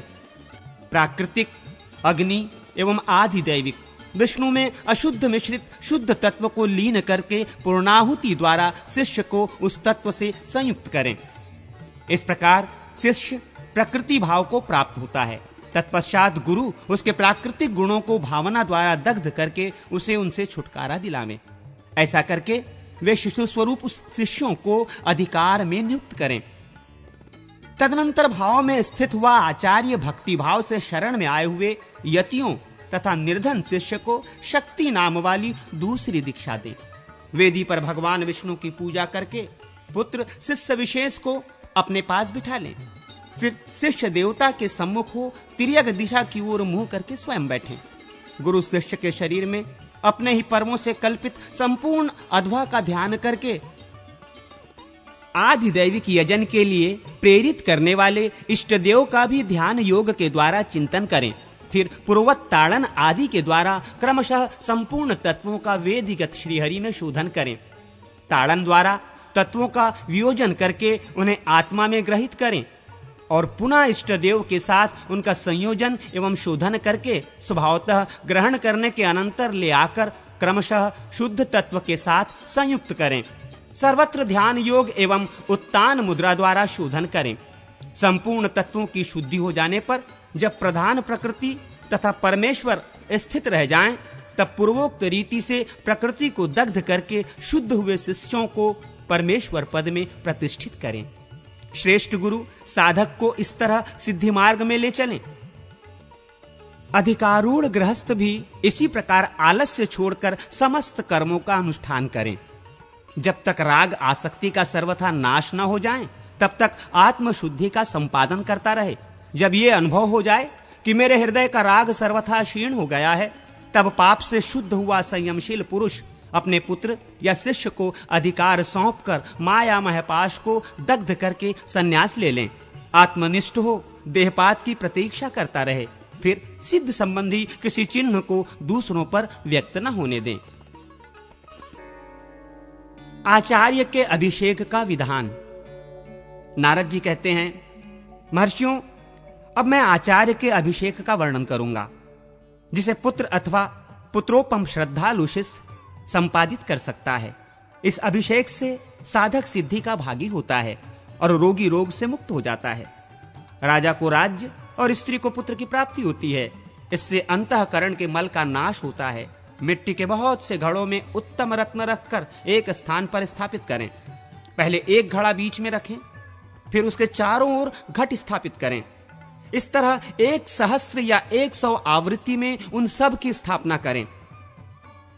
फिर मंडप के भीतर कमलाकर मंडल में पूर्व और ईशान कोण के मध्य भाग में पीठ या सिंहासन पर भगवान विष्णु को स्थापित करके पुत्र एवं साधक आदि का सकलीकरण करें। तदनंतर शिष्य या पुत्र भगवत पूजन पूर्वक गुरु की अर्चना करके उन कलशों के जल से उनका अभिषेक करें। उस समय गीत वाद्य का उत्सव होता रहे। फिर योग पीठ आदि गुरु को अर्पित कर दें और प्रार्थना करें, गुरुदेव, आप हम सब मनुष्यों को कृपा पूर्वक अनुग्रहित करें। गुरु भी उनको समय दीक्षा के अनुकूल आचार का उपदेश दें। इससे गुरु और साधक भी संपूर्ण मनोरथों के भागी होते हैं। मंत्र साधन विधि, सर्वतोभद्रादि मंडलों के लक्षण। नारद जी कहते हैं, मुनिवरों, साधक को चाहिए कि वो देव मंदिर आदि में मंत्र की साधना करें। घर के भीतर शुद्ध भूमि पर मंडल में परमेश्वर श्री हरि का विशेष पूजन करके चौकोर क्षेत्र में मंडल आदि की रचना करें। 256 कोष्ठों में सर्वतोभद्र मंडल लिखें। क्रम यह है कि पूर्व से पश्चिम की ओर तथा उत्तर से दक्षिण की ओर बराबर 17 रेखाएं खींचें। ऐसा करने से 256 कोष्ठ हो जाएंगे। उनमें से बीच के 36 कोष्ठों को एक करके उनके द्वारा कमल बनावें अथवा उसे कमल का क्षेत्र निश्चित करें। इस कमल क्षेत्र के बाहर चारों ओर की एक एक पंक्ति को मिटाकर उसके द्वारा पीठ की कल्पना करें अथवा उसे पीठ समझें। फिर पीठ से भी बाहर की दो दो पंक्तियों का मार्जन करके उनके द्वारा विधि की कल्पना करें। फिर चारों दिशाओं में द्वार निर्माण करें। पूर्वोक्त पद्म क्षेत्र में सब ओर बाहर के 12वें भाग को छोड़ दें तथा सर्व मध्य स्थान पर सूत्र रखकर पद्म निर्माण के लिए विभाग पूर्वक समान अंतर रखते हुए सूत घुमाकर 3 वृत्त बनावें। इस तरह उस चाकोर क्षेत्र को वर्तुल गोल बना दें। इन तीनों में से प्रथम तो कर्णिका का क्षेत्र है, दूसरा केसर का क्षेत्र है और तीसरा दल संधियों का क्षेत्र है। शेष चौथा अंश दलाग्र भाग का स्थान है। कोण सूत्रों को फैलाकर कोण से दिशा के मध्य भाग तक ले जाएं तथा केसर के अग्रभाग में सूत रखकर दल संधियों को चिन्हित करें। फिर सूत गिराकर अष्टदलों का निर्माण करें। दलों के मध्य तक अंतराल का जो मान है उसे मध्य में रखकर उसे दलाग्र को घुमावें। तदनंतर उसके भी अग्रभाग को घुमावें। उनके अंतराल मान को उनके पार्श्व भाग में रखकर बाह्य क्रम से एक एक दल में 2-2 केसरों का उल्लेख करें। यह सामान्यतः कमल का चिन्ह है। अब 12 दल कमल का वर्णन किया जाता है। कर्णिकार्धमान से पूर्व दिशा की ओर सूत रखकर क्रमशः सब ओर घुमावें। उसके पार्श्व भाग में भ्रमण योग से 6 कुंडलियां होंगी और 12 मत्स्य चिन्ह होंगे। उनके द्वारा 12 दल कमल संपन्न होगा। पंचदल आदि की सिद्धि के लिए भी इसी प्रकार मत्स्य चिन्हों से कमल बनाकर आकाश रेखा से बाहर जो पीठ भाग है वहां के कोष्ठों को मिटा दें। पीठ भाग के चारों कोणों में 3-3 कोष्ठकों को उस पीठ के पायों के रूप में कल्पित करें। अवशिष्ट जो चारों दिशाओं में 2-2 जोड़े अर्थात 4-4 कोष्ठक हैं उन सबको मिटा दें। वे पीठ के पाटे हैं। पीठ के बाहर चारों दिशाओं की 2-2 पंक्तियों को विधि मार्ग के लिए सर्वथा लुप्त कर दें, मिटा दें। तदनंतर चारों दिशाओं में 4 द्वारों की कल्पना करें। विधि के बाहर जो 2 पंक्तियां शेष हैं उसमें से भीतर वाली पंक्ति के मध्यवर्ती 2-2 कोष्ठ और बाहर वाली पंक्ति के मध्यवर्ती 4-4 कोष्ठों को एक करके द्वार बनाने चाहिए। द्वारों के पार्श्व भाग में विद्वान पुरुष 8 शोभा स्थानों की कल्पना करें और शोभा के पार्श्व भाग में उपशोभा स्थान बनाएं। उपशोभाओं की संख्या भी उतनी ही बताई गई है जितनी की शोभाओं की। उपशोभाओं के समीप के स्थान कोण कहे गए हैं। तदनंतर चारों दिशाओं में 2-2 मध्यवर्ती कोष्ठकों का और उसके बाह्य पंक्ति के 4-4 मध्यवर्ती कोष्ठकों द्वारा द्वार के लिए चिंतन करें। उन सबको एकत्र करके मिटा दें। इस तरह 4 द्वार बन जाते हैं। द्वार के दोनों पार्श्वों में क्षेत्र की बाह्य पंक्ति के 1-1 और भीतरी पंक्ति के 3-3 कोष्ठों को शोभा बनाने के लिए मिटा दें। शोभा के पार्श्व भाग में उसके विपरीत करने से अर्थात क्षेत्र की बाह्य पंक्ति के 3-3 और भीतरी पंक्ति के 1-1 कोष्ठ को मिटाने से उपशोभा का निर्माण होता है। तत्पश्चात कोण के भीतर और बाहर के 3-3 कोष्ठों का भेद मिटाकर एक करके चिंतन करें। इस प्रकार 16-16 कोष्ठों से बनने वाले 256 कोष्ठ वाले मंडल का वर्णन हुआ। इसी तरह दूसरे मंडल भी बन सकते हैं। 12-12 कोष्ठों में 144 कोष्ठकों का जो मंडल बनता है उसमें भी मध्यवर्ती 36 पदों कोष्ठों का कमल होता है। इसमें विधि नहीं होती। एक पंक्ति पीठ के लिए होती है, शेष 2 पंक्तियों द्वारा पूर्ववत द्वार और शोभा की कल्पना होती है। इसमें भी उपशोभा नहीं देखी जाती। अवशिष्ट 6 पदों द्वारा कोणों की कल्पना करनी चाहिए। एक हाथ के मंडल में 12 अंगुल का कमल क्षेत्र होता है। 2 हाथ के मंडल में कमल का स्थान 1 हाथ लंबा चौड़ा होता है। तदनुसार वृद्धि करके द्वार आदि के साथ मंडल की रचना करें। 2 हाथ का पीठ रहित चतुरस्र मंडल हो तो उसमें चक्राकार कमल चक्राब्ज का निर्माण करें। 9 अंगुलों का पद्मार्ध कहा गया है। 3 अंगुलों की नाभि मानी गई है। 8 अंगुलों के अरे बनावे और 4 अंगुलों की नेमी। क्षेत्र के 3 भाग करके फिर भीतर से प्रत्येक के 2 भाग करें। भीतर के जो 5 कोष्ठक हैं उनको अरे या आरे बनाने के लिए आस्फालित मार्जित करके उसके ऊपर अरे अंकित करें। वे अरे इंदिवर के दलों की सी आकृति वाले हों अथवा मातुलिंग बिजौरा नींबू के आकार के हों या कमल दल के समान विस्तृत हों अथवा अपनी इच्छा के अनुसार उनकी आकृति अंकित करें। अरों की संधियों के बीच में सूत रखकर उसे बाहर की नेमी तक ले जाएं और चारों ओर घुमावें। अरे के मूल भाग को उसके संधि स्थान में सूत रखकर घुमावें और अरे के मध्य में सूत्र स्थापन करके उस मध्य भाग के सब ओर समभाव से सूत को घुमावें। इस तरह घुमाने से मातुलिंग के समान अरे बन जाएंगे। 14 पदों के क्षेत्र को 7 भागों में बांटकर पुनः 2-2 भागों में बांटें तथा पूर्व से पश्चिम तथा उत्तर से दक्षिण की ओर 15-15 समान रेखाएं खींचें। ऐसा करने से 196 कोष्ठक सिद्ध होंगे। वे जो कोष्ठक हैं उनमें से बीच के 4 कोष्ठों द्वारा भद्रमंडल लिखें। उसके चारों ओर विथि के लिए स्थान छोड़ दें। फिर संपूर्ण दिशाओं में कमल लिखें। उन कमलों के चारों ओर विथि के लिए 1-1 कोष्ठ का मार्जन कर दें। तत्पश्चात मध्य के 2-2 कोष्ठ ग्रीवा भाग के लिए विलुप्त कर दें। फिर बाहर के जो 4 कोष्ठ हैं उनमें से 3-3 को सब ओर मिटा दें। बाहर का 1-1 कोष्ठ ग्रीवा के पार्श्व भाग में शेष रहने दें। उसे द्वार शोभा की संज्ञा दी गई है। बाह्य कोणों में 7 को छोड़कर भीतर भीतर के 3-3 कोष्ठों का मार्जन कर दें। इसे नवनाल या नवभाग मंडल कहते हैं।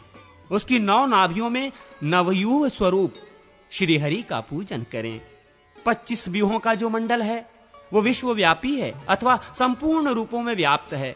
32 हाथ अथवा कोष्ठ वाले क्षेत्र को 32 से ही बराबर करके विभक्त कर दें। अर्थात ऊपर से नीचे को 33 रेखाएं खींचकर उन पर 33 आड़ी रेखाएं खींचें। इससे 1024 कोष्ठक बनेंगे। उनमें से बीच के 16 कोष्ठों द्वारा भद्रमंडल की रचना करें। फिर चारों ओर की 1-1 पंक्ति छोड़ दें। तत्पश्चात 8 दिशाओं में 16 कोष्ठकों द्वारा 8 भद्रमंडल लिखें। इसे भद्राष्टक की संख्या दी गई है। उसके बाद की भी 1 पंक्ति मिटाकर पुनः पूर्ववत 16 भद्रमंडल लिखें। तदनंतर सब ओर की 1-1 पंक्ति मिटाकर प्रत्येक दिशा में 3-3 के क्रम से 12 द्वारों की रचना करें। बाहर के 6 कोष्ठ मिटाकर बीच के पार्श्व भागों के 4 मिटा दें। फिर भीतर के 4 और बाहर के 2 कोष्ठ शोभा के लिए मिटावें। इसके बाद उपद्वार की सिद्धि के लिए भीतर के 3 और बाहर के 5 कोष्ठों का मार्जन करें। तत्पश्चात पूर्ववत शोभा की कल्पना करें। कोणों में बाहर के 7 और भीतर के 3 कोष्ठ मिटा दें। इस प्रकार जो पंचविंशति व्यूहमंडल तैयार होता है उसके भीतर की कमल कर्णिका में परम ब्रह्म परमात्मा का यजन करें। फिर पूर्वादि दिशाओं के कमलों में क्रमशः वासुदेव आदि का पूजन करें। तत्पश्चात पूर्ववती कमल पर भगवान वराह का पूजन करके क्रमशः संपूर्ण अर्थात 25 व्यूहों की पूजा करें। ये क्रम तब तक चलता रहे जब तक 26वें तत्व परमात्मा का पूजन न संपन्न हो जाए। इस विषय में प्रचेता का मत यह है कि एक ही मंडल में इन संपूर्ण कथित व्यूहों का क्रमशः पूजन यज्ञ संपन्न होना चाहिए। परंतु सत्य का कथन है कि मूर्ति भेद से भगवान के व्यक्तित्व में भेद हो जाता है, अतः सबका पृथक पृथक पूजन करना उचित है। 42 कोष्ठ वाले मंडल को आड़ी रेखा द्वारा क्रमशः विभक्त करें। पहले 1 के 7 भाग करें, फिर प्रत्येक के 3-3 भाग और उसके भी 2-2 भाग करें। इस प्रकार 1064 कोष्ठक बनेंगे। बीच के 16 कोष्ठों से कमल बनावें। पार्श्व भाग में विथि की रचना करें। फिर 8 भद्र और विथि बनावें। तदनंतर 16 दल के कमल और विथि का निर्माण करें। तत्पश्चात क्रमशः 24 दल के कमल विथि, 32 दल के कमल विथि, 40 दल के कमल और विथि बनावें। तदनंतर शेष 3 पंक्तियों से द्वार, शोभा और उपशोभाएं बनेंगी। संपूर्ण दिशाओं के मध्य भाग में द्वार सिद्धि के लिए 2, 4 और 6 कोष्ठकों को मिटावें। उसके बाह्य भाग में शोभा तथा उपद्वार की सिद्धि के लिए 5, 3 और 1 कोष्ठ मिटावें।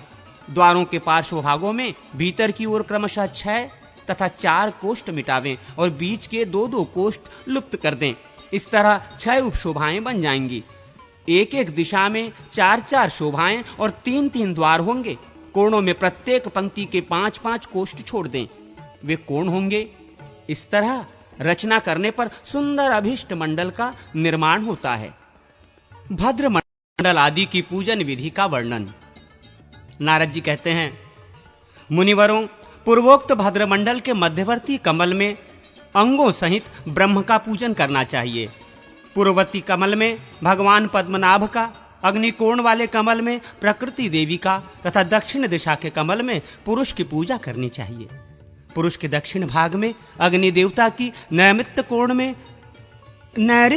में नैऋति की, पश्चिम दिशा वाले कमल में वरुण की, वायव्य कोण में वायु की, उत्तर दिशा के कमल में आदित्य की तथा ईशान कोण वाले कमल में ऋग्वेद एवं यजुर्वेद का पूजन करें। द्वितीय आवरण में इंद्र आदि दिक्पालों का और षोडश वाले कमल में क्रमशः सामवेद, अथर्ववेद, आकाश, वायु, तेज, जल, पृथ्वी, मन, श्रोत्र, त्वचा, नेत्र, रसना, घ्राणेन्द्रिय, भूर्लोक, भुवरलोक तथा 16वें में स्वरलोक का पूजन करना चाहिए। तदनंतर तृतीय आवरण में 24 दल वाले कमल में क्रमशः महरलोक, जनलोक, तपोलोक, सत्यलोक, अग्निष्टोम, अत्यग्रिष्टोम, उक्त, षोडशी, वाजपेय, अतिरात्र, आप्तोर्याम, व्यष्टि, मन, व्यष्टि बुद्धि, व्यष्टि अहंकार, शब्द, स्पर्श, रूप, रस, गंध, जीव, समष्टि मन, समष्टि बुद्धि, महतत्व, समष्टि अहंकार तथा प्रकृति, इन 24 की अर्चना करें। इन सब का स्वरूप शब्द मात्र है, अर्थात केवल इनका नाम लेकर इनके प्रति मस्तक झुका लेना चाहिए। इनकी पूजा में इनके स्वरूप का चिंतन अनावश्यक है। 25वें अध्याय में कथित वासुदेव आदि 9 मूर्ति, 10 विध प्राण, मन, बुद्धि, अहंकार, वायु और उपस्थ, श्रोत, त्वचा, नेत्र, रसना, घ्राण, वाक, पाणी और पाद, इन 32 वस्तुओं की 32 दल वाले कमल में अर्चना करनी चाहिए। ये चौथे आवरण के देवता हैं। उक्त आवरण में इनका सांग एवं सपरिवार पूजन होना चाहिए। तदनंतर बाह्य आवरण में पायु, उपस्थ की पूजा करके 12 मासों के 12 अधिपतियों का तथा पुरुषोत्तम आदि 26 तत्वों का यजन करें। उनमें से जो मासाधिपति हैं उनका चक्रवाज्य में क्रमशः पूजन करना चाहिए। 8, 6, 5 या 4 प्रकृतियों का भी पूजन वहीं करना चाहिए। तदनंतर लिखित मंडल में विभिन्न रंगों के चूर्ण डालने का विधान है। कहाँ किस रंग के चूर्ण का उपयोग है, ये सुनो। कमल की कर्णिका पीले रंग की होनी चाहिए। समस्त रेखाएं बराबर और श्वेत रंग की रहें। 2 हाथ के मंडल में रेखाएं अंगूठे के बराबर मोटी होनी चाहिए। 1 हाथ के मंडल में उनकी मोटाई आधे अंगूठे के समान रखनी चाहिए। रेखाएं श्वेत बनाई जाएं। कमल को श्वेत रंग से और संधियों को काले या श्याम नीले रंग से रंगना चाहिए। केसर लाल पीले रंग के हों। कोणगत कोष्ठों को लाल रंग के चूर्ण से भरना चाहिए। इस प्रकार योग पीठ को सभी तरह के रंगों से यथेष्ट विभूषित करना चाहिए। लता वल्लरियों और पत्तों से आदि से विधि की शोभा बढ़ावे। पीठ के द्वार को श्वेत रंग से सजावे और शोभा स्थानों को लाल रंग के चूर्ण से भरें। उपशोभाओं को नीले रंग से विभूषित करें। कोणों के शंखों को श्वेत चित्रित करें। ये भद्र मंडल में रंग भरने की बात बताई गई है। अन्य मंडलों में भी इसी तरह विविध रंगों के चूर्ण भरने चाहिए। त्रिकोण मंडल को श्वेत, रक्त और कृष्ण रंग से अलंकृत करें। द्विकोण को लाल और पीले रंग से। चक्राब्ज में जो नाभि स्थान है उसे कृष्ण रंग के चूर्ण से विभूषित करें। चक्राब्ज के अरों को पीले और लाल रंग से रंगें। नेमी को नीले तथा लाल रंग से सजावें और बाहर की रेखाओं को श्वेत, श्याम, अरुण, काले एवं पीले रंगों से रंगें। अगहनी चावल का पीसा हुआ चूर्ण आदि श्वेत रंग का काम करता है। कुसुम्भ आदि का चूर्ण लाल रंग की पूर्ति करता है। पीला रंग हल्दी के चूर्ण से तैयार होता है। जले हुए चावल के चूर्ण से काले रंग की आवश्यकता पूर्ण होती है। शमी पत्र आदि से श्याम रंग का काम लिया जाता है। बीज मंत्रों का 1 लाख जप करने से, अन्य मंत्रों का उसके अक्षरों के बराबर लाख बार जप करने से, विद्याओं को 1 लक्ष जपने से, बुद्ध विद्याओं को 10,000 बार जपने से, स्रोतों का 1 सहस्र बार पाठ करने से, अथवा सभी मंत्रों को पहली बार 1,00,000 जप करने से उन मंत्रों की तथा अपनी भी शुद्धि होती है। दूसरी बार 1,00,000 जपने से मंत्र क्षेत्रीकृत हो जाता है। बीज मंत्रों का पहले जितना जप किया गया हो उतना ही उनके लिए होम का भी विधान है। अन्य मंत्र आदि के होम की संख्या पूर्ण जप के दशांश के तुल्य बताई गई है। मंत्र के पुनश्चरण करना हो तो 1-1 मास का व्रत लें, पृथ्वी पर पहले बायां पैर रखें, किसी से दान न लें। इस प्रकार दुगुना और तिगुना जप करने से ही मध्यम और उत्तम श्रेणी की सिद्धियां प्राप्त होती हैं। अब मैं मंत्र का ध्यान बताता हूं, जिससे मंत्र जप जनित फलों की प्राप्ति होती है। मंत्र का स्थूल रूप शब्दमय है, इसे उसका बाह्य विग्रह माना गया है। मंत्र का सूक्ष्म रूप ज्योतिर्मय है, यही उसका आंतरिक रूप है। ये केवल चिंतनमय है, जो चिंतन से भी रहित है उसे पर कहा गया है। वाराह, नरसिंह तथा शक्ति के स्थूल रूप की ही प्राधानता है। वासुदेव का रूप चिंतन रहित अनचित्त कहा गया है। अन्य देवताओं का चिंतामय आंतरिक रूप ही सदा मुख्य माना गया है। वैराज अर्थात विराट का स्वरूप स्थूल कहा गया है। लिंगमय स्वरूप को सूक्ष्म जानना चाहिए। ईश्वर का जो स्वरूप बताया गया है वह चिंता रहित है। बीज मंत्र हृदय कमल में निवास करने वाला, अविनाशी, चिन्मय, ज्योति स्वरूप और जीवात्मक है। उसकी आकृति कदम्ब पुष्प के समान है। इस तरह ध्यान करना चाहिए। जैसे घड़े के भीतर रखे हुए दीपक की प्रभा का प्रसार अवरुद्ध हो जाता है, वो सन्हत भाव से अकेला ही स्थित रह जाता है, उसी प्रकार मंत्रेश्वर हृदय में विराजमान है। जैसे अनेक छिद्र वाले कलश में जितने छेद होते हैं उतनी भी दीपक की प्रभा की किरणें बाहर की ओर फैलती हैं। इसी तरह नाड़ियों द्वारा ज्योतिर्मय बीज मंत्र की रश्मियां आत्माओं को प्रकाशित करती हुई देवदेह को अपनाकर स्थित है। नाड़ियां हृदय से प्रस्थित हो नेत्रेंद्रियों तक चली गई हैं। उनमें से 2 नाड़ियां अग्निशोत्मात्मक है, जो नासिकाओं के अग्रभाग में स्थित है। मंत्र का साधक सम्यक उदात्त योग से शरीर व्यापी प्राणवायु को जीतकर जप और ध्यान में तत्पर रहे तो वो मंत्र जनित फल का भागी होता है। पंचभूत तन्मात्राओं की शुद्धि करके योगाभ्यास करने वाला साधक यदि सकाम हो तो अणिमा नामक सिद्धियों को पाता है, और यदि विरक्त हो तो उन सिद्धियों को लांघकर चिन्मय स्वरूप से स्थित हो भूत मात्र से तथा इंद्रिय रूप ग्रह से सर्वथा मुक्त हो जाता है। अपामार्जन विधान एवं कुशामार्जन विधान स्रोत का वर्णन। अग्निदेव कहते हैं, मुने, अब मैं अपनी तथा दूसरों की रक्षा का उपाय बताऊंगा। उसका नाम है मार्जन या अपामार्जन। ये वो रक्षा है जिसके द्वारा मानव दुख से छूट जाता है और सुख को प्राप्त कर लेता है। उन सच्चिदानंदमय परमार्थ स्वरूप सर्वांतर्यामी महात्मा निराकार तथा सहस्रों आधारधारी व्यापक परमात्मा को मेरा नमस्कार है, जो समस्त कलमशों से रहित परम शुद्ध तथा नित्य ध्यान योग रत है। उसे नमस्कार करके मैं प्रस्तुत रक्षा के विषय में कहूंगा, जिससे मेरी वाणी सत्य हो। महामुने, मैं भगवान वाराह, नरसिंह तथा वामन को भी नमस्कार करके रक्षा के विषय में जो कुछ कहूंगा, मेरा वो कथन सिद्ध सफल हो। मैं भगवान त्रिविक्रम त्रिलोकी को 3 पगों से नापने वाले विराट स्वरूप श्री राम, वैकुंठ, नारायण तथा नर को भी नमस्कार करके जो कहूंगा, वो मेरा वचन सत्य सिद्ध हो। भगवान वराह, नरसिंहेश्वर, वामनेश्वर, त्रिविक्रम, हयग्रीवेश, सर्वेश तथा ऋषिकेश, मेरा सारा अशुभ हर लीजिए। किसी से भी पराजित न होने वाले परमेश्वर अपने अखंडित प्रभावशाली चक्र आदि 4 आयुधों से समस्त दुष्टों का संहार कर डालिए। प्रभो, आप अमूक रोगी या प्रार्थी के संपूर्ण पापों को हर लीजिए और उसके लिए पूर्णतया कुशल क्षेम का संपादन कीजिए। दोष युक्त यज्ञ का पाप के फल स्वरूप जो मृत्यु, बंधन, रोग, पीड़ा या भय आदि प्राप्त होते हैं, उन सबको मिटा दीजिए। दूसरों के अनिष्ट चिंतन में संलग्न लोगों द्वारा जो आभिचारिक कर्म का, विष मिश्रित अन्न पान का या महारोग का प्रयोग किया गया है, उन सबको जराजीर्ण कर डालिए, नष्ट कर दीजिए। भगवान वासुदेव को नमस्कार है, खड्गधारी श्री कृष्ण को नमस्कार है, आदित्य चक्रधारी कमल नयन केशव को नमस्कार है। कमल पुष्प के केसरों की भांति पीत निर्मल वस्त्र धारण करने वाले भगवान पीतांबर को प्रणाम है। जो महासमर में शत्रुओं के कंधों से धृष्ट होता है, ऐसे चक्र के चालक भगवान चक्रपाणी को नमस्कार है। अपने दृष्टा पर उठाई हुई पृथ्वी को धारण करने वाले वेद विग्रह एवं शेष सव्यासाई महान यज्ञ वराह को नमस्कार है। दिव्य सिंह, आपके केशांत प्रतप्त सुवर्ण के समान कांतिमान हैं, नेत्र प्रज्वलित पावक के समान तेजस्वी हैं तथा आपके नखों का स्पर्श वज्र से भी अधिक तीक्ष्ण है। आपको नमस्कार है। अत्यंत लघुकाय तथा ऋगु, यजु और साम तीनों वेदों से विभूषित आप कश्यप कुमार वामन को नमस्कार है। फिर विराट रूप से पृथ्वी को लांघ जाने वाले आप त्रिविक्रम को नमस्कार है। वराह रूपधारी नारायण समस्त पापों के फल रूप से प्राप्त संपूर्ण दुष्ट रोगों को कुचल दीजिए। बड़े बड़े दाढ़ों वाले महावराह पाप जनित फल को मसल डालिए, नष्ट कर दीजिए। विकटानन नरसिंह आपका दंत प्रांत अग्नि के समान जाज्वल्यमान है।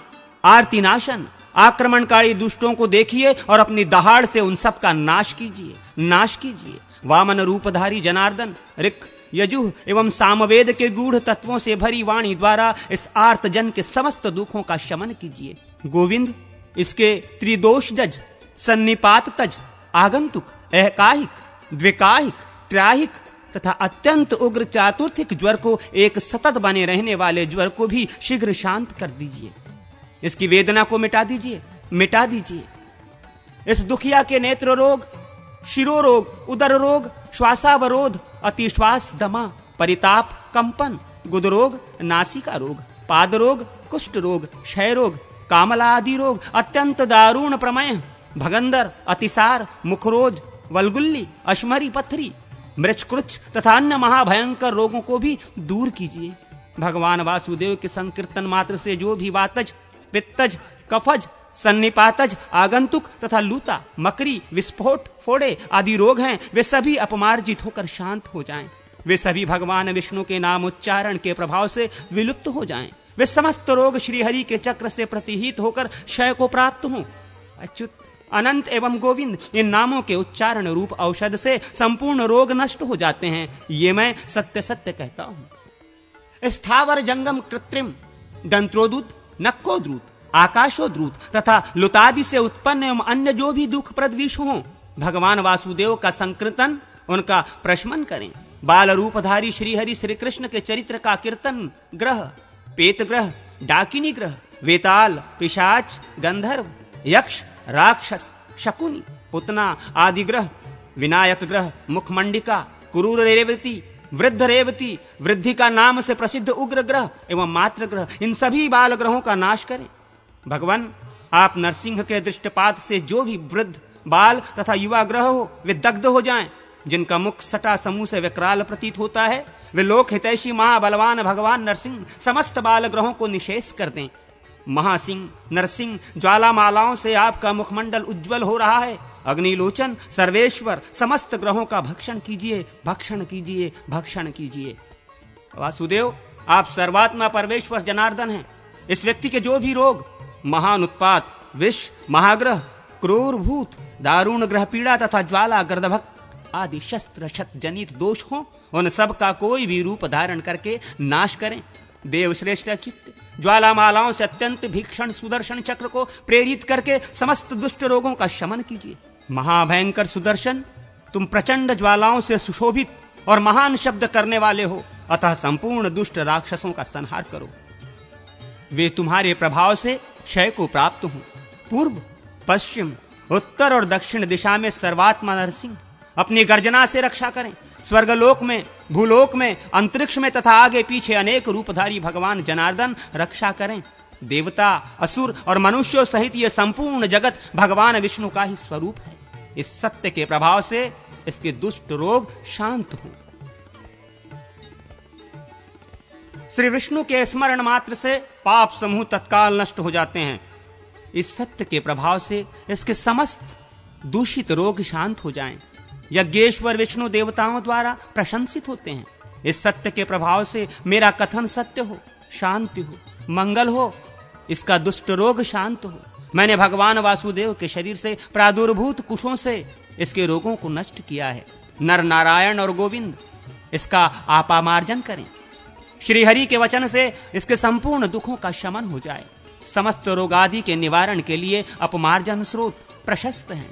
मैं श्रीहरि हूं, कुशा विष्णु हैं। मैंने तुम्हारे रोगों का नाश कर दिया है। निर्वाण आदि दीक्षा की सिद्धि के उपदेश से संपादनीय संस्कारों का वर्णन। अग्निदेव कहते हैं, ब्रह्मन, बुद्धिमान पुरुष निर्वाणादि दीक्षाओं में 48 संस्कार करावें। उन संस्कारों का वर्णन सुनिए जिससे मनुष्य देवतुल्य हो जाता है।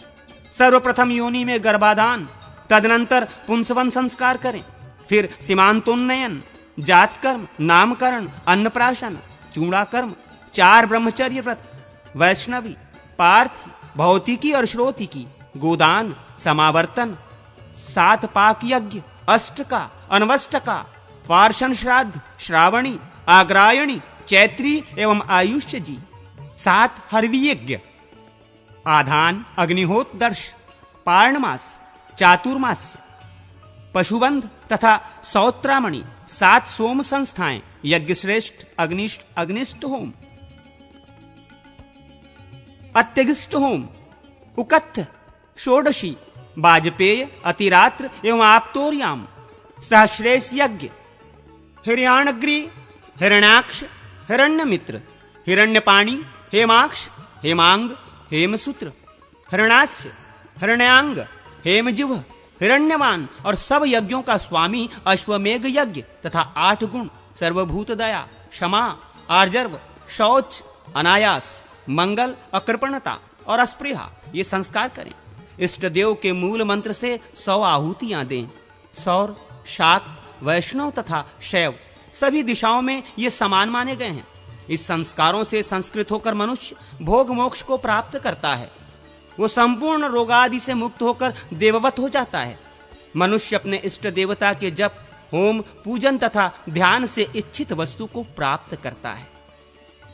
पवित्रारोपण, भूत शुद्धि, योग पीठस्थ देवताओं द्वारा तथा प्रधान देवता के पार्षद अग्निदेव कहते हैं, मुने, अब मैं पवित्रारोपण की विधि बताऊंगा। वर्ष में एक बार किया गया पवित्रारोपण संपूर्ण वर्ष भर की हुई श्रीहरि की पूजा का फल देने वाला है। आषाढ़ शुक्ला एकादशी से लेकर कार्तिक की शुक्ला एकादशी तक के बीच में काल में ही पवित्रारोपण किया जाता है। प्रतिपदा धनद तिथि है। द्वितीय आदि तिथियां क्रमशः लक्ष्मी आदि देवताओं की है। यथा लक्ष्मी की द्वितीया, गौरी की तृतीया, गणेश की चतुर्थी, सरस्वती तथा नाग देवताओं की पंचमी, स्वामी कार्तिकेय की षष्ठी, सूर्य की सप्तमी, मातृकाओं की अष्टमी, दुर्गा की नवमी, नागों या यमराज की दशमी, ऋषियों तथा भगवान विष्णु की एकादशी, श्रीहरि की द्वादशी, कामदेव की त्रयोदशी, शिव की चतुर्दशी तथा ब्रह्मा की पौर्णमासी एवं अमावस्या तिथि है। जो मनुष्य जिस देवता का भक्त है उसके लिए वही तिथि पवित्र है। पवित्रारोपण की विधि सब देवताओं के लिए समान है। केवल मंत्र आदि प्रत्येक देवता के लिए पृथक पृथक बोले। पवित्रक बनाने के लिए सोने चांदी और तांबे के तार तथा कपास आदि के सूत होने चाहिए। ब्राह्मणी के हाथ का काता हुआ सूत सर्वोत्तम है। वो न मिले तो किसी भी सूत को उसका संस्कार करके उपयोग में लेना चाहिए। सूत को तिगुना करके उसे पुनः तिगुरा करें और उसी से अर्थात 9 तंतुओं द्वारा पवित्रक बनाएं। 108 से लेकर अधिक तंतुओं द्वारा निर्मित पवित्रक उत्तम आदि की श्रेणी में गिना जाता है। पवित्रारोपण के पूर्व इष्ट देवता से इस प्रकार प्रार्थना करें, प्रभो, क्रियालोज जनित दोष को दूर करने के लिए आपने जो साधन बताया है, देव वही मैं कर रहा हूं। जहां जैसा पवित्रक आवश्यक है वहां के लिए वैसा ही पवित्रक अर्पित होगा। नाथ, आपकी कृपा से इस कार्य में कोई विघ्न बाधा ना आवे। अविनाशी परमेश्वर आपकी जय हो। इस प्रकार प्रार्थना करके मनुष्य पहले इष्ट देव के मंडल के लिए गायत्री मंत्र से पवित्रक बांधे। इष्ट देव नारायण के लिए गायत्री मंत्र इस प्रकार है, ओम नमो नारायणाय विद्महे वासुदेवाय धीमहि तन्नो विष्णु प्रचोदयात्। इष्ट देवता के नाम के अनुरूप ही ये गायत्री है। देव प्रतिमाओं पर अर्पित करने के लिए अनेक प्रकार का पवित्रक होता है। एक तो विग्रह की नाभि तक पहुंचता है, दूसरा जांघों तक और तीसरा घुटनों तक पहुंचता है। ये क्रमशः कनिष्ठ, मध्यम तथा उत्तम श्रेणी में परिगणित है। एक चौथा प्रकार भी है जो पैरों तक लटकता है। ये पैरों तक लटकने वाला पवित्रक वनमाला कहा जाता है।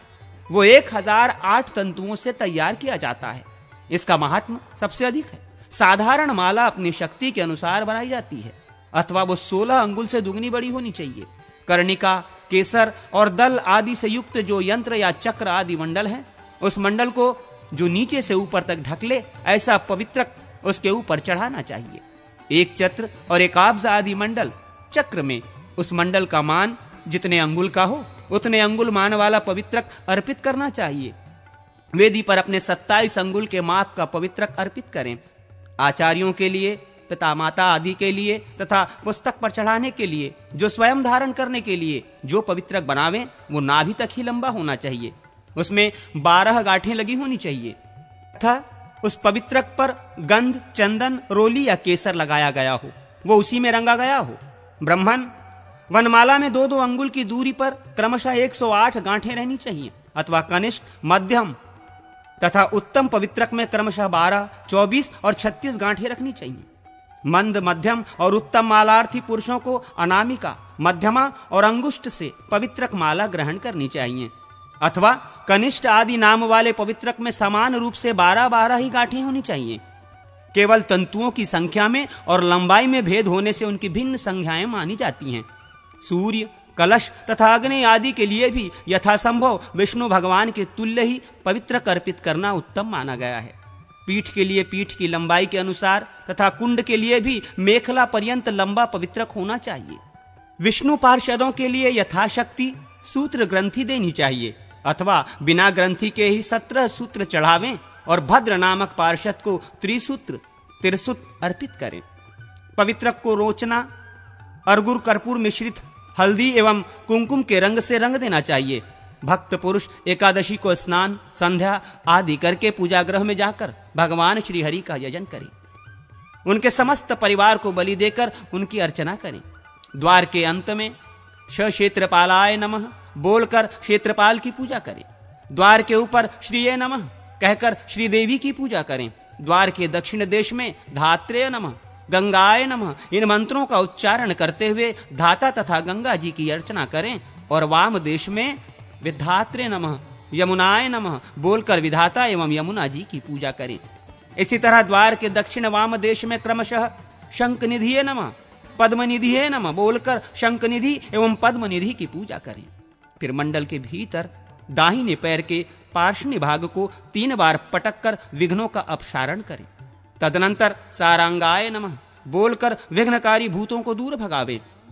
इसके बाद ओम हा वास्तवधिपते ब्राह्मणे नमः इस मंत्र का उच्चारण करके ब्रह्मा के स्थान में पुष्प चढ़ावें। फिर आसन पर बैठकर भूत शुद्धि करें। सुवर्णमय चतुरस्थ पीठ को तथा इंद्रादि देवताओं को अपने युगल चरणों में स्थित देखते हुए उनका चिंतन करें। इस प्रकार शुद्ध हुए गंध तन्मात्र को रस तन्मात्र में लीन करके उपासक इसी क्रम से रस तन्मात्र का रूप तन्मात्र में संहार करें। इन 4 उद्भात वाक्यों को उच्चारण करके जानु से लेके नाभि तक के भाग को श्वेत कमल से चिन्हित शुक्लवर्ण एवं अर्धचंद्राकार देखें। ध्यान द्वारा यह चिंतन करें कि इस जलीय भाग के देवता वरुण हैं। उक्त 4 उद्धातों के उच्चारण से रस तन्मात्रा की शुद्धि होती है।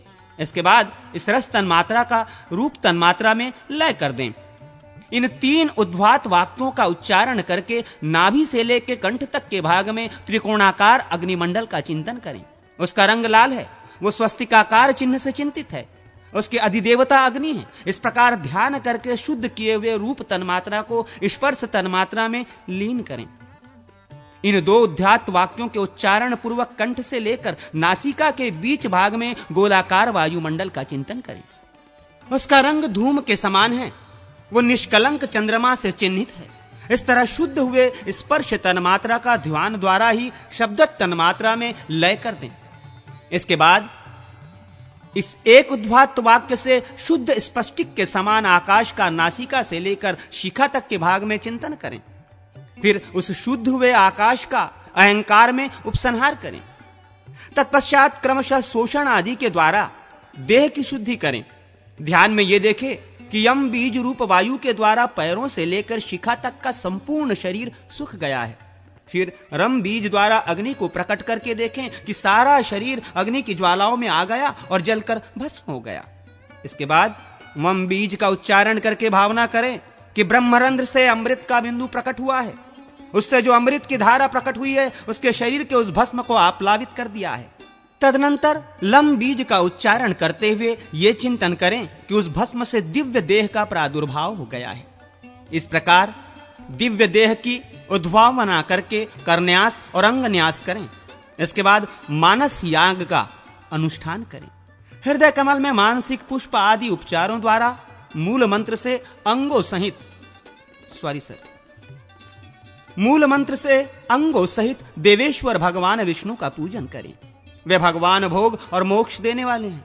भगवान से मानसिक पूजा स्वीकार करने के लिए इस प्रकार प्रार्थना करनी चाहिए। देवेश्वर केशव, आपका स्वागत है। मेरे निकट पधारिए और यथार्थ रूप से भावना द्वारा प्रस्तुत इस मानसिक पूजा को ग्रहण कीजिए। योग पीठ को धारण करने वाली आधार शक्ति कूर्म, अनंत शेषनाग तथा पृथ्वी का पीठ के मध्य भाग में पूजन करना चाहिए।